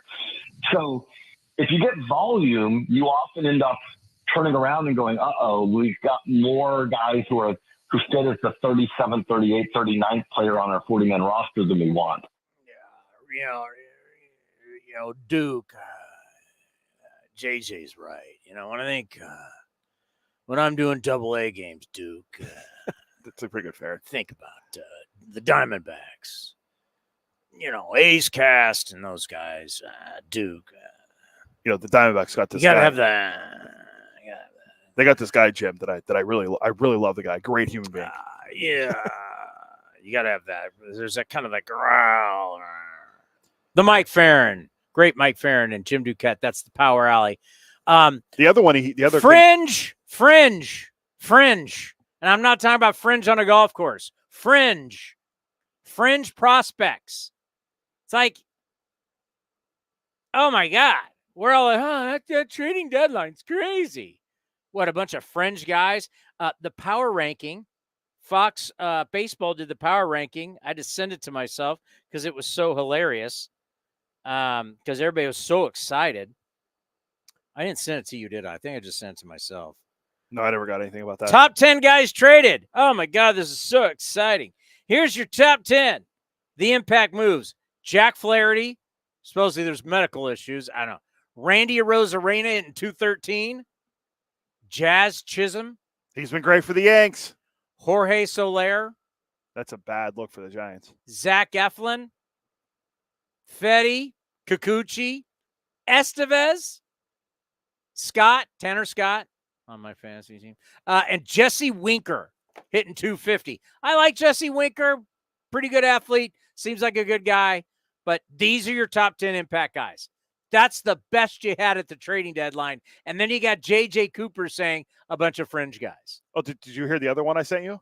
What he said about the guy? He goes, a lot of the guys traded won't be regulars. No, and they're not. They probably won't make it. Stop. You're trying to sell me. You know what these trading deadline, like the MLB Network show and all the articles, when someone is a salesperson and they're trying to sell you something and they really don't know that much about the product? Yeah. That's what this felt like. Like someone's trying to sell you and you're like, they really don't know. It feels like every year the trade deadline just gets worse and worse. It's like you're trying to sell me this car, but you really don't know much about this car. That's a good way to put it. It's a good analogy. That's what I feel like. And I'm not saying I'm not super prospect guy. I'm just not. Oh, the other thing I want to get to, some Korak said to me last night, and Korak's like, well, we got to build a pitching staff and a starting staff, and that's the main thing. And I'm like, starting staff? For everybody out there, and Korak's right, but the problem is that just doesn't happen in modern day baseball. Do you realize the team that has used the least amount of starting pitchers is? I texted it to you. I forget who it was. Detroit. Yeah, that's the least amount of pitchers used. Yeah. The number? It wasn't like 20. 20. Yeah. The Detroit Tigers have only used 20 starters. That's the least amount in baseball. We're not even in August yet. How do you build a starting staff when every team in Major League Baseball has used over 20 starters? What? The league average for pitchers used right now is 25. And you're telling me we need to find 5 guys? Every team's used at least 20. We're at 700. And we're not talking openers. We're at 746 pitchers used right now, coming into today. So we at least one because if Will Klein pitches in a game, that's 747. I'm not talking about I told you I had the epiphany last night, hedge fund baseball. I actually agree with it. But I don't think our sport is really caught up. It's kind of like Moneyball. Remember when everybody hadn't caught up to Moneyball yet? I think the rest of our sport, a lot of people who talk about our sport, who cover our sport, they haven't caught up. People are still talking about starting pitchers. Like last night, I brought up our guy, Cole Irvin. And people are trying, and I'm not even going to go into it, but like, how could you want Cole Irvin? Cole Irvin, you need, how many guys you need? Yeah, it's fair. People think that you need 5 guys. 5 guys. The Tigers have used the least amount of starting pitchers, and it's 20. Everybody else has used more than 20. And you want to build 5 guys? You're crazy, man. You need so much pitching. I don't even like how we're going to look at the opposite. Once again, we've been putting the puzzle pieces together. They're now starting to come together, and you're really getting to see the business and everything. I'm starting to really see it like a front office person, I think, for the first time. Yeah, well, but we've had to research this because it's not like David Force brought us in and said, all right, you morons, this is how it really is. We've had to kind of like figure it out. And we've lived it through the winter meetings, through the off season. Like, oh, okay, now I really get it. I'm going to explain more in the post-game show. But coming up next, going to take it to the Giants, right? Best starting rotation in baseball. You don't have time to play with Farhan? Actually, I can. Then I can play that going on. But you can say. All right, here is Farhan, the GM, after the A's. What do we have? 4 home runs last night? Yeah. After the A's hit 4 home runs last night, oh, look out. The Giants pitching is so good. We feel like we have the best rotation in baseball. And when you have starting pitching like that, it can get you on a roll.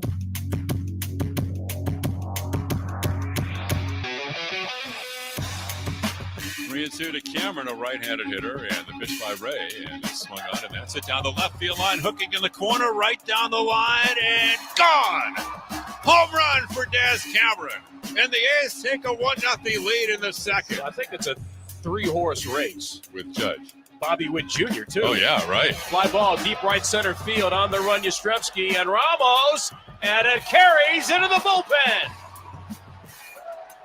Home run for Lawrence Butler. It's number 12 on the year, and the A's double their lead to 2-0. That was quite a clout by Lawrence Butler. The 0-2 pitch, and Rooker drives one to left, way back. Hill is just going to take a look, and he will watch it fly. And Rooker has hit another one. And another tremendous home run by the incredibly hot Brent Rooker. 4-0, the A's have the lead in the 5th. It's beyond hot. Whatever that would be, that's what he is.